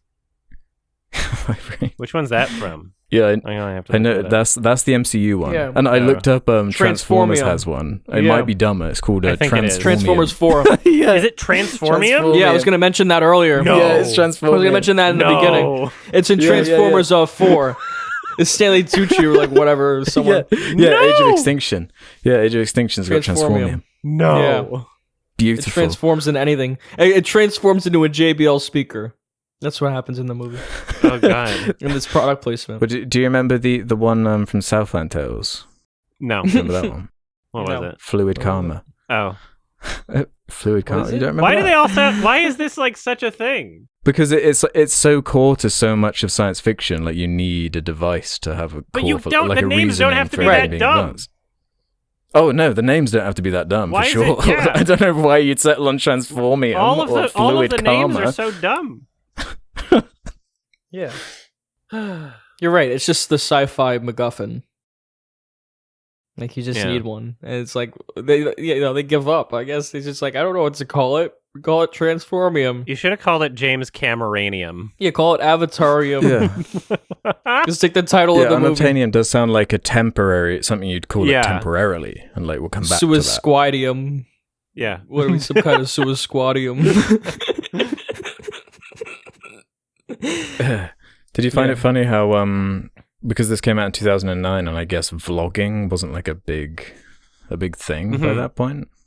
But that's like a part of the story where it's the way Jake Sully's like documenting his journey by video logging. Yeah. I just thought it was funny how they felt that the script felt unnecessary to like explain that this was like an odd thing for him to be doing, even though now it's like True. Yeah. not that strange of a concept. Yeah, that's true. funny. I didn't think about that. What year is this supposed to be set? Oh dear. Came out 2009. I think it's. I don't think it ever. Okay, it says 2154 according to the wiki Okay. fandom thing. 2154. Yeah, I didn't Okay. have that noted down. And yeah, another like just throwaway funny thing was when Sigourney Weaver is in her avatar, she's got like a Stanford shirt on, like that Oh. fits her avatar, which like implies didn't that she even got it notice. made just to flex that she went to Stanford to all the the Navi, which is really Yeah. funny. They just they I like that she detail, stole though. one from like a basketball player or something. Mhm. She was very comfortable in that world. Yeah, she's like very casual with them. Oh, one of the other jokes was the papyrus font. Did you spot that with the subtitles? It's Oh.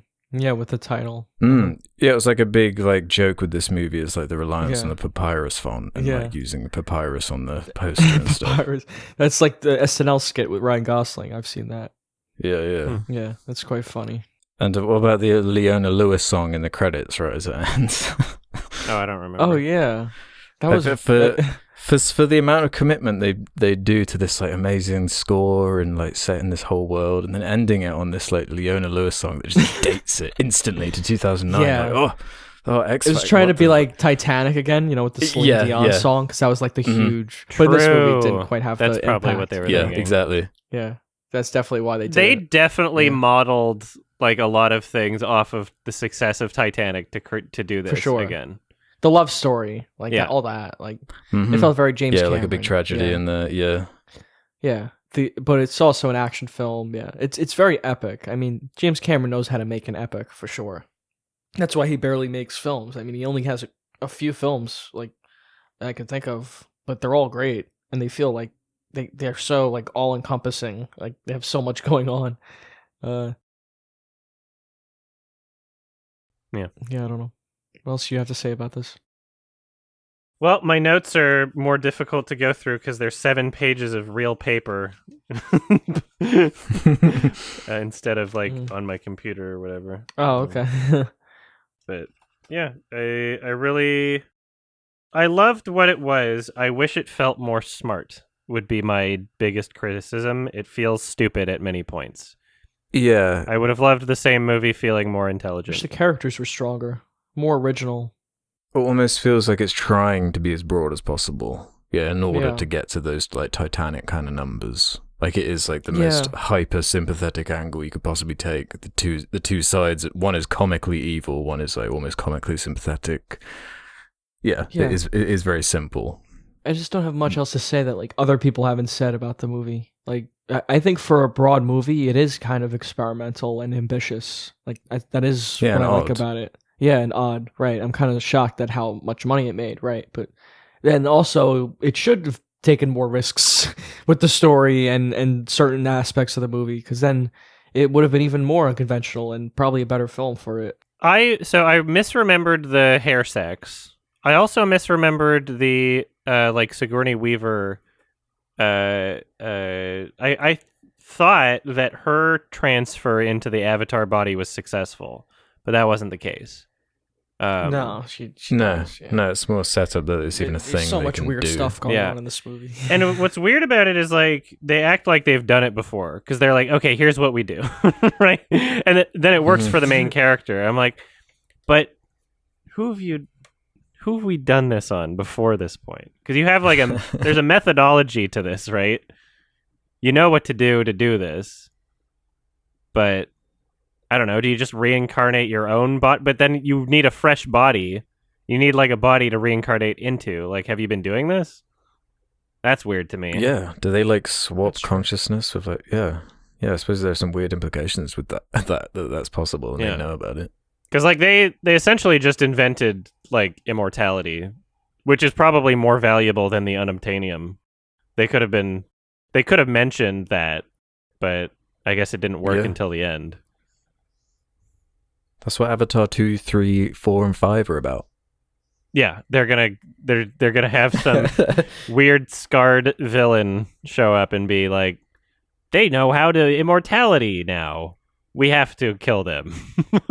I don't know. Yeah. Mm-hmm.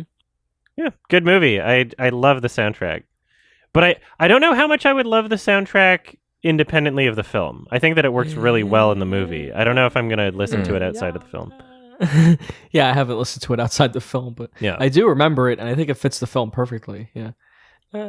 People kind of make it really highlights certain moments. Like the flying scenes are particularly enhanced by it. I'm really interested to watch this on 4K Blu-ray, because then I could really see if there's imperfections in the animation too. I mean, and not your phone. Not your telephone? Yeah. Not your fucking phone? Yeah. Sounded great. On your headphones, yeah. I liked it. Yeah, can't complain. It's an epic James Cameron film. It feels like a James Cameron film. Yeah, despite James I think Cameron... he's made better movies than this, though. Despite him not being fucking Michelle Hanukkah or anybody, despite him not doing that, I really value his voice in filmmaking. I think that he makes very different kinds of movies. They're very him. That's exactly what I'm saying, though. It's they're really well done. Yeah, they're I appreciate him existing in this filmmaking culture. He to me, he's like a Ridley Scott or a Nolan. He's completely his movies are great. He makes some of the best movies in his genres that he tries to do. Like Land of Gucci. Land of Gucci. The House of Gucci. Yeah. But Terminator 1 and 2, those are some of the best sci-fi movies out there, and Titanic, obviously, great movie, and Aliens, Aliens, Alien right. Covenant. That was. I think I like James Cameron a bit more than I like Ridley Scott. I'm going to be honest. Ridley Scott's made a lot more movies. Ridley Scott's made great movies. Ridley Scott doesn't take time with his films, especially at this point. No, that's the thing. He does. He makes a lot more movies, and they're very hit or miss, right? But some of them are really great. You're like, wow, that Gladiator or that Alien, or the Thelma and Louise or whatever. Mm. But James Cameron takes more time with his. But James Cameron's probably just gonna make Avatar movies for the rest of his life, which I don't know how to feel about that. I would like for him to make at least one other kind of film. Maybe he'll just produce them after. I mean, that would be fine. Maybe he'll just produce them and direct something I don't know else. how much more it feels like he's got left to prove. Yeah, exactly. Kind of like what he did with the Terminator movies. How he just produced those after 2. 3 or 4 and direct. He has another project other than Avatar that is announced but doesn't have a date. It's called The Informationist, based off of a Taylor Stevens novel. So who knows? But Whoa. yeah, the schedule, the supposed schedule for the Avatar films that he's listed as being the director for all of them right now is Avatar: The Way of the Water 2022, Man. Avatar 3 2024, Avatar 4 2026, Avatar 5 2028. So the Avatar 5 in 2028. That feels like, how old am I going to be in 2028? I'm going to be almost 40. Avatar 5. I'm going to be closer to 40 than 30.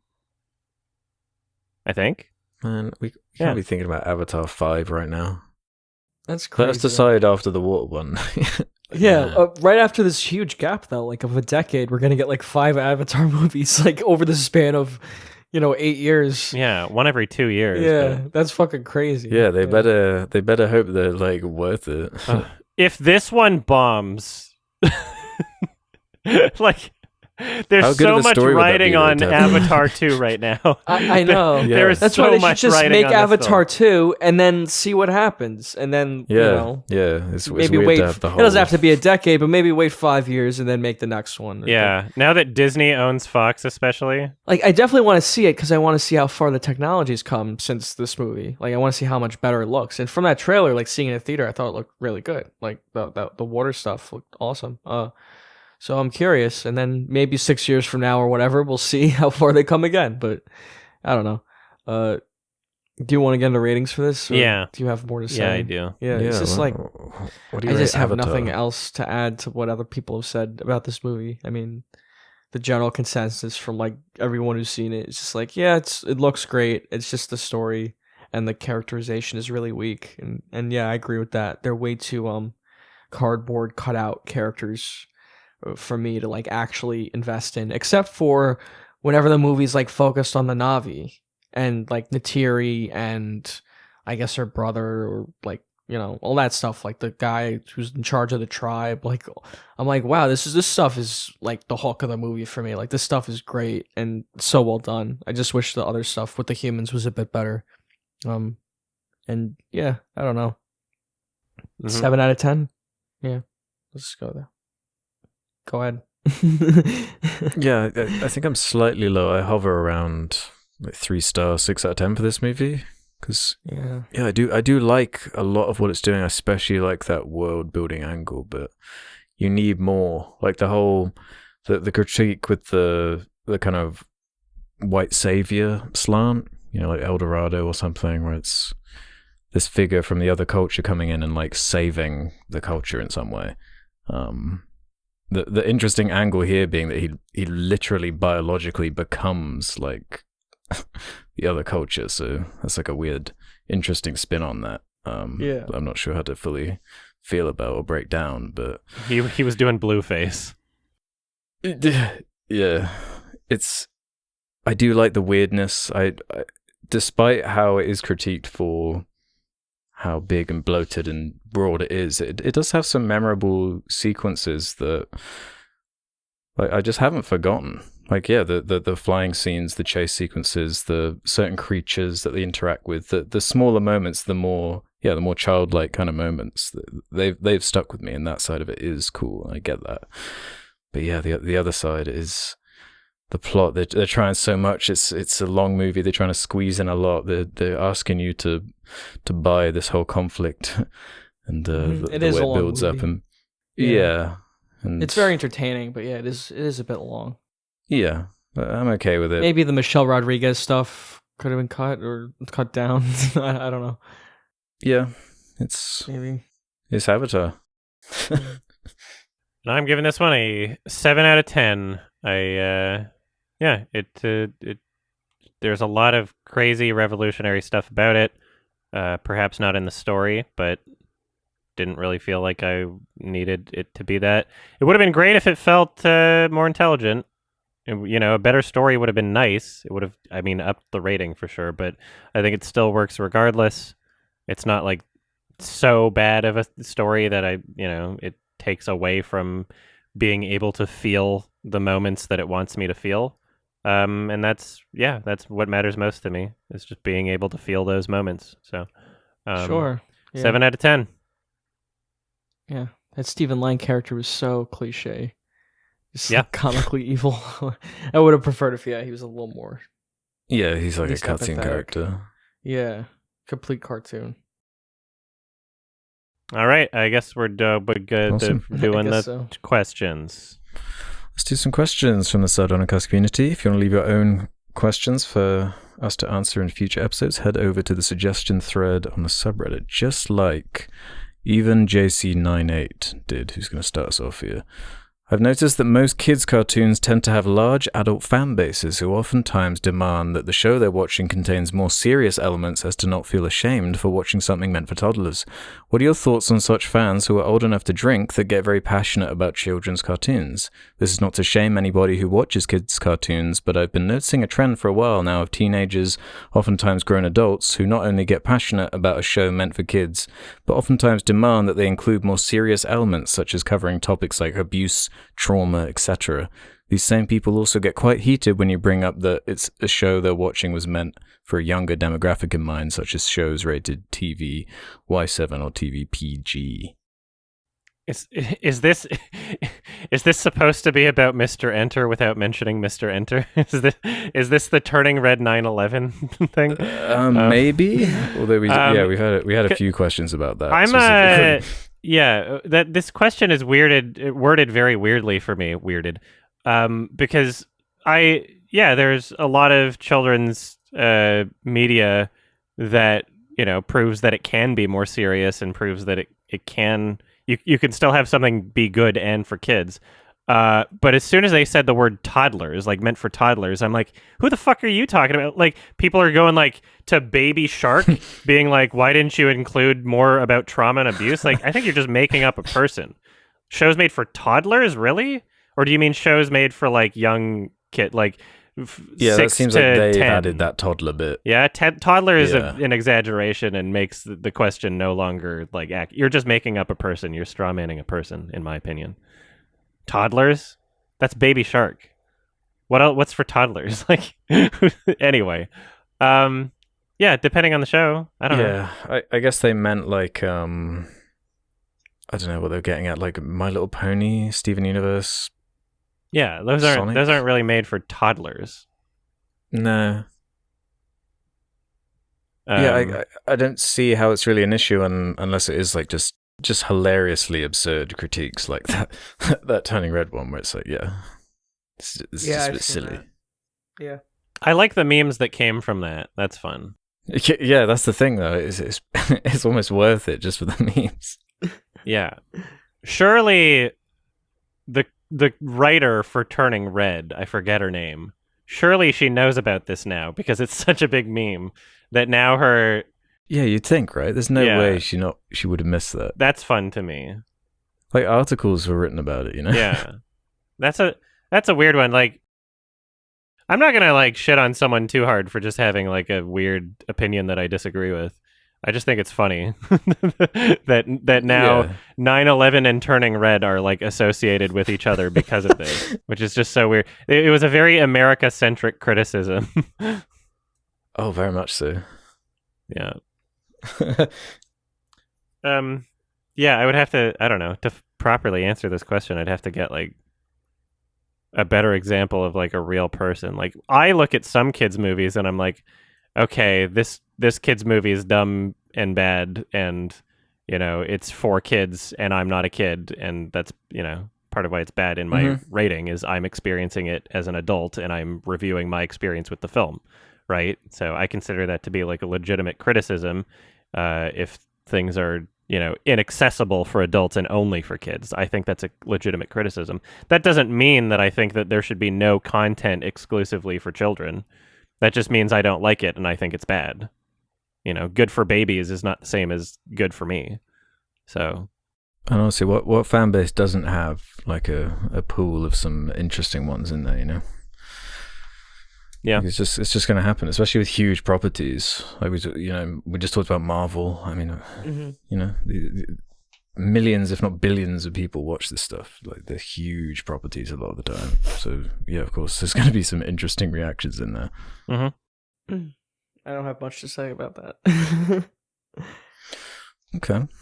How do we feel on this one from Skeptic Film Buff? who says, J.K. Rowling has come under a lot of fire for her bigoted opinions on trans people. However, she still seems to get jobs, such as writing the most recent Fantastic Beasts movie. Do you think that Hollywood should stop hiring people who have problematic opinions, like Rowling? Or do you think it should be more open to people with varying political opinions? I don't think people with problematic opinions should be writing the movie. Yeah. Sorry, were you done with the question? I didn't know. Well, I just wanted to read like another one that's basically on the same lines, kind of phrasing in a...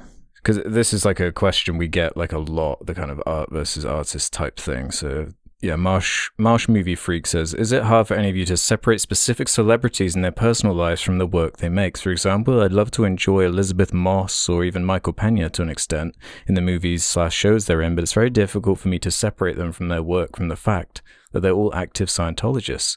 It also doesn't help that Moss in particular comes off as incredibly hypocritical when she not only stars in a TV show about an abusive cult, but also claims to be an LGBT plus advocate when Scientology doctrine teaches its members to be anything but. Thanks for the awesome work, guys. So a big one, but it's kind of, a question we get a lot. Well, you're kind... It's so much of Hollywood. Doesn't J.K. Rowling, like, own the rights to the Fantastic Beasts shit? Like, I don't know Fantastic if Beats. Fantastic Beats and where to grow them. Yeah, like, I don't know what the situation is there, but my understanding is that it would be pretty difficult for her not to be making money off of it either way. Like, sure. So, like, true. If you want to watch something in the Harry Potter universe, you're going to have to settle with the fact that it's attached to J.K. Rowling. Otherwise, don't watch Harry Potter shit. Of if she wrote you can it or vote not. with your wallet Sure. if you want to. They could have gotten someone else to write it. For sure. I mean, it's written, but like it's based off an original screenplay by and then written by someone else. Like, I don't know how much power she has. They probably have a contract that was signed well before she was canceled on Twitter, right? Mm-hmm. Like, they had like 5 of these Fantastic Beast movies greenlit. So there's probably like I have to assume that this isn't just like, oh, they're creating new contracts every movie. Like, they're making more. And they probably already have this shit figured out. Well, yeah, the latest one on that was, I'm pretty sure there's some kind of Harry Potter video game coming out, and that was where it kind of flared up again. Even though I don't think she was writing on it or anything, but it just brings up this discussion. But it's complicated, right? Because if we're talking about like a video game or a big movie, we're talking about productions with hundreds of exactly. of people She's not the only person involved in the production. Yeah, I know. And I try not someone to... higher up, like a producer, like know like what she's doing or like the implications of that. People may not go see the movie because of that and just like get rid of her. Like put some other writer there who's actually not going to say stupid shit like that. You know, I think it's like, I don't think she should be writing something like that. I get it's like hundreds of people involved, but it's not like one guy who's like working on the set. It's like the writer of the movie or the producer. Like these big guys, like, yeah, if they're fucking an issue, like I hear nothing but bad things about J.K. Rowling. I don't know what she said exactly. If you guys know, maybe you could tell me. But she's weirdly obsessed and insistent on the whole idea that trans women are not women.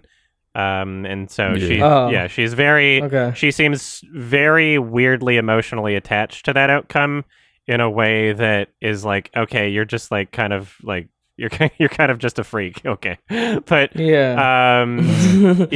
So she could just easily just not, anyway, but, I try not to get too involved in the idea of, boycotting films over individuals that are participating in the film, no matter how important they are to the filmmaking process, because like I still want to watch more Roman Polanski films. Like there's going to be people that are mad at me for seeing the new Aquaman 2, because of Amber Heard. But I like James Wan. She's not the only person in the movie. I get it. She's already making her money from this. Like she might not get cast in future ones if it bombs, I guess. But like at the same time, I don't know. If I feel like if I start doing it to one, then I have to do it to all of them, and that's where do you draw the line? Pandora's box. I don't want to open Pandora's box on that one because everyone in Hollywood's a fucking pedophile. Everyone. So I just have to stop watching movies if I were to. There's people who are worse than others, Yeah. Adam. There's people who are worse than others, and I go see everything in fucking theaters, so it doesn't matter to me. I see fucking there's Morbius some in worse theaters, pedophiles than the yeah, other. I'll see Aquaman 2 or whatever, and I'll see Aquaman 2 or whatever because I don't give a shit. I see any fucking horrible movie in theaters. It's not like it matters to me. But yeah, I'm not gonna enjoy it because of these fucking problematic people involved. Yeah, like why should I? Like when Amber Heard it comes in, we're like, yeah, no, I'm not. If I open that box and like, stop. If I loved Harry Potter, which I don't, I'm not watching Fantastic Beasts because I don't give a shit about Fantastic Beasts, not because of any political reason. But if I did love the Harry Potter universe, I'd be watching them even if disagreeing with what J.K. Rowling says about trans people. I'd still be watching them because if I stopped, then I would also have to consider the fact that some of the products I buy are from Nestle. I buy things off Amazon. Like fucking Nestle gets shit for child labor. Like this is like more serious than like political comments. Like I think people are so fucking ignorant over like where their shit comes from. The meat industry, that's a fucking huge one. Everybody has their fucking blinders on about that one. Mm-hmm. Like holy shit, if we're going to start doing this, like J.K. Rowling is not at the top of the list. So I don't want to open that box. Like, I think that human beings are like just inherently destructive and bad for the planet. Like our existence and our population is like more of an issue than these Hollywood people. Okay, I get what you're saying, but like, no one likes J.K. Rowling anymore. Like, I hear nothing but bad things. Like, she should not be involved, like with writing the movies or anything. I don't give a shit. I'm not watching them. I don't care about. She should just Potter. like fucking produce them. She's a moron. Yeah. This is just a core thing with art. Like I remember it so clearly when I was a teenager when I learned about like Orson Scott Card being like a huge homophobe, and it started that process of like, I guess I've got to try and limit like media consumption based on the beliefs of the writers or the creators or whatever. But yeah, it's like impossible. Every single time you like find out, Picasso was like a huge asshole or whatever. It's like turns out people are assholes. Yeah, you have to disconnect what they're making from themselves at a certain point if you want there to be any sort of level of consistency. Because I value the art. Yeah, the art in itself has value. Yeah, exactly. And it's like really complicated to this whole thing, and you do have to take it on a case by case basis. And of course, you can speak with your wallet if you think that's the appropriate response. I'm not gonna prevent anyone from watching or not watching a movie for whatever reason they want to. I'm not gonna. If you don't want to watch it because of J.K. Rowling, don't watch it because of J.K. Rowling. But I'm just not watching it. I mean, people didn't watch it. People didn't watch it, so it worked out. Yeah, that movie fucking bombed. That Fantastic. Yeah, it was horrendously written anyway. And they're still making the other ones. Are they really? I thought they canceled them. Yeah, I think they've been greenlit a long time ago. I think they're obligated to. No, I think they. No, I think it's. You think they're canceling it? No, I think it's done. Yeah. No. Well, they haven't said that. It's done. So. Yeah, I think they canceled. Let's see. Wiki. I'm gonna double check maybe. Did the last one not do too well? It didn't do well. No, it bombed. I mean, it looked there's so much, it looked terrible, so much controversy around it. The Johnny Depp thing, he was in the first two and then he's not in the third one. And it was a sequel to Rowling, that, really awful. Yeah. The second one was awful. Yeah. I saw the first Fantastic Beasts. It did not blow me away. I thought it was really mediocre. I didn't hate it. It's just nothing. Yeah, but I've heard nothing but bad things about the second one. And this new one looks second one's just fucking ridiculously awful. Bad. Yeah. I don't know why they like killed that franchise. It's actually kind of funny how quickly they killed like one of the biggest franchises like ever. It makes me think like, this superhero trend, it could fucking die out like really quickly, like on the vine, like just like Harry Potter did. These movies were the biggest thing in the world 10 years ago, and now now no one gives a shit. Like, to be fair, I think Marvel has more longevity because they have more material. To go through more stories. They got so much material, and it's more comic-y. Like I think the comedic tone really helps. Like no one takes this shit seriously. Like not as much as Harry Potter. Like the continuing storyline of that. I think also like really Harry Potter ends. All the additive stuff feels because that's like more of a real story. With the Hobbit, where it's like you got the extra stuff too, but the Hobbit doesn't need like a trilogy. Fantastic Beasts doesn't need 5 movies or whatever they're doing. Comic book movies don't need that much conclusion, right? It's more like episodic, and they have like these events where it like peaks, like the Avengers or something, but it's never like concluded. That's not really the point. Yeah, so there's nothing confirming or denying them making a Fantastic Beasts 4 at the moment. Like, so they're supposed to be 4 and 5, but we have no idea what they're going to do or if they're going to. I don't think that's going to happen though. It's like with those Divergent, Insurgent movies, they just never made the last one. Oh, that's funny. It would be like a situation like that. Yeah, they just never bothered, right? Like if you're a fan of those books, like I guess fuck you. That's funny. Go fuck yourself. Very passionate Divergent fan base. Yeah. Hey, I'm sure some people liked them. They were really excited for that last film. Oh. Some people like scat. So we can do one more question. Okay, let's end on this one from Greenhood300, seeing as Ralph mentions superhero movies. Since John Watts quit the Fantastic Four project, Mike Stoklasa said Wes Anderson should direct a Marvel movie. Sam Raimi directed Doctor Strange 2, and Ralph likes the Fantastic Four probably because of Jessica Alba. Do you guys think Wes should direct Fantastic? I don't know why that's relevant to any of this, but do you think Wes should direct Fantastic Four? I like Jessica Alba. She's cool. The movie with the Fantastic Four movie, those movies suck. They're funny. Yeah, I don't know what he's trying to say about you there. Yeah, I don't know. Yeah, I like Jessica Alba though. She's cool. Yeah, I don't think Wes Anderson's style would like complement a Marvel film. I don't know, like, no, I would have to watch the clip of Mike saying that because I don't really know how serious that is. I think Sam Raimi, his style fit pretty well, actually. I don't know how well Wes Anderson would. It's kind of butting heads, right? Yeah, because Doctor Strange, you can work horror into that. How are you supposed to work Wes Anderson's style into Fantastic Four without like ruining the whole cohesive thing? It wouldn't be Fantastic the Four. MCU. Yeah, exactly. It would just be like Wes Anderson's Fantastic Four, which you have to sacrifice one for the other. You can't have both of those things going exactly. simultaneously. It just doesn't make sense. Yeah. I don't want to see Wes Anderson do something like that. I like him doing his own thing. Yeah. Do more stop motion. That's what I want.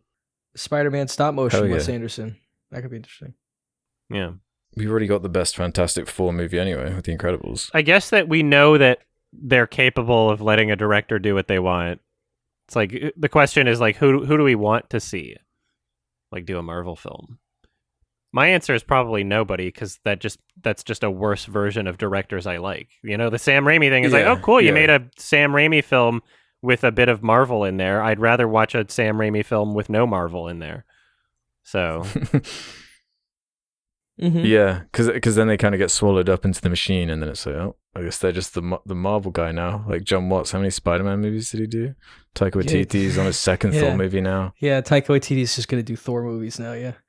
I wonder what they're going to do with that Fantastic Four, you know, because I think they got a big challenge with that. They got a big challenge making that, because even in Doctor Strange they didn't show the stretching that much, because I feel like that as like a core power, that's funny. How is that not goofy as hell? How are you supposed to make that cool? Yeah, you can't. You have to make it silly. The Fantastic Four are really goofy. I think that's the problem. Like they're some of the goofiest like characters out there. Yeah, it's very hard. They're so like do important to the whole Marvel universe. They're like that's really why I'm just so shocked by the Fan Four Stick movie. How seriously like they took those characters. I always forget about that shocking fucking film. Yeah, that movie tranked. Yeah, man. He tried to. It tranked, all right. Tranked in the box office. Yeah. Yeah. He's trying to make like a Cronenberg film with that. Very odd. Very, very odd. Yeah. You know, directors, there's just so many, and I don't want to see like a lot of directors do Marvel films. To me, those are like a different kind of realm. Like. Yeah, like keeping it consistent with the MCU. That's like that's the challenge. I think Sam Raimi did it well. I don't know who I would want to see. Like I would like to see like maybe a director just make like a superhero movie, not something in the MCU. You know, like Chris Nolan did good job with his films, but those were kind of, you know, he made those on his own. Those stand on their own. They didn't have to be in a whole universe. Yeah. You know, like there's lots of great directors where I'm like, yeah, I could see them making a good superhero film. I mean, I don't know. A Ridley Scott Marvel movie. Well, yeah, Ridley Scott could find some superhero, make a film about them. looks like Doctor Strange Multiverse is doing well in the box office right now, so maybe they'll give Sam Raimi another one. Yeah, you know, like Matt Reeves has proven he can make a good superhero film. Like he should make a Daredevil film. That would probably be decent. Just give fucking Sam Raimi another Spider-Man movie. Yeah. And don't make it so Marvelized, you know? Let him do fucking Toby 4, okay? I don't want to see him do another one. I think he did a good job. I think he has his trilogy and he should just leave it there. Especially after Spider-Man 3. I don't think it's going to get better. It's probably going to be worse. He needs to redeem 3. That's why he needs a 4. Yeah. Yeah. I like that John Watts just 3. did his own thing. No, it's just like whatever. I think they were fucking tired of making Spider-Man movies at that point. Just, like, let someone else do it. Well, yeah, if you make a trilogy, that's like 10 years of your life, you know? Do it. There's still time. Bruce Campbell as Mysterio. Get rid of Jake Gyllenhaal. I think what's more likely is a Andrew Garfield one again. I think that's more likely than Toby and Sam Raimi coming back. Maybe Sam Raimi directing. Bring Mark Webb back, yeah. No. Yeah. Maybe Sam Raimi directing Andrew Garfield, but I think Andrew Garfield's coming back. I think that's more likely. That would be interesting enough for me. Sam Raimi Yeah. directing Andrew Garfield Spider-Man? Yeah. Maybe to do that. I'm not going to say no to that. Yeah. Surely that's preferable over like Morbius and all that. Sure. Or didn't they reveal there's another like random Spider-Man one I never even heard of that's getting like a spin-off movie? Like it's just never ending on that same side with that. Yeah, Miss Webb or something. All right, I guess that about does it for questions. Yeah. Thank you. I think it's my turn to recommend a recommendation of film. I think so. What have you got? Well, this was on my list of things to potentially recommend for a while, and it seems like there's probably no better time than to talk about it than now. So this is a film from 2007, directed by Cristian Mungiu. I don't know if I'm pronouncing that correctly. It's from Romania. It's called 4 months, 3 weeks, and 2 days. This is a film that I'm not sure either of you have seen. I have no idea. Yeah, I haven't seen this one. Perfect. All right. Awesome. Yeah. Well, I'm happy to introduce you to it. There's a Criterion for it. I'll be watching that. I already have it. So, yeah, if you don't want to be spoiled for the film 4 months, 3 weeks, and 2 days, watch it before the next episode.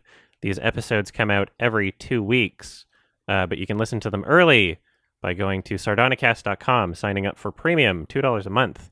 You'll get these as they're edited. Also, patreon.com/sardonicast does the same thing. You can listen to these episodes early, ahead of everybody else. Also, we got merch. Maybe get some merch. Also, we accept fan art if you post in the subreddit. reddit.com/r/sardonicast, I think is the link.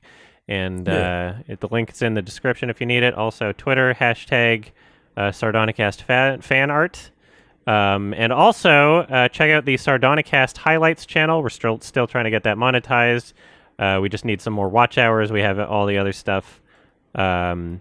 Search up Sardonicast highlights, or the link is in the description, and you can see there's highlighted parts of Sardonicast instead of having to figure out what episode did they talk about beans.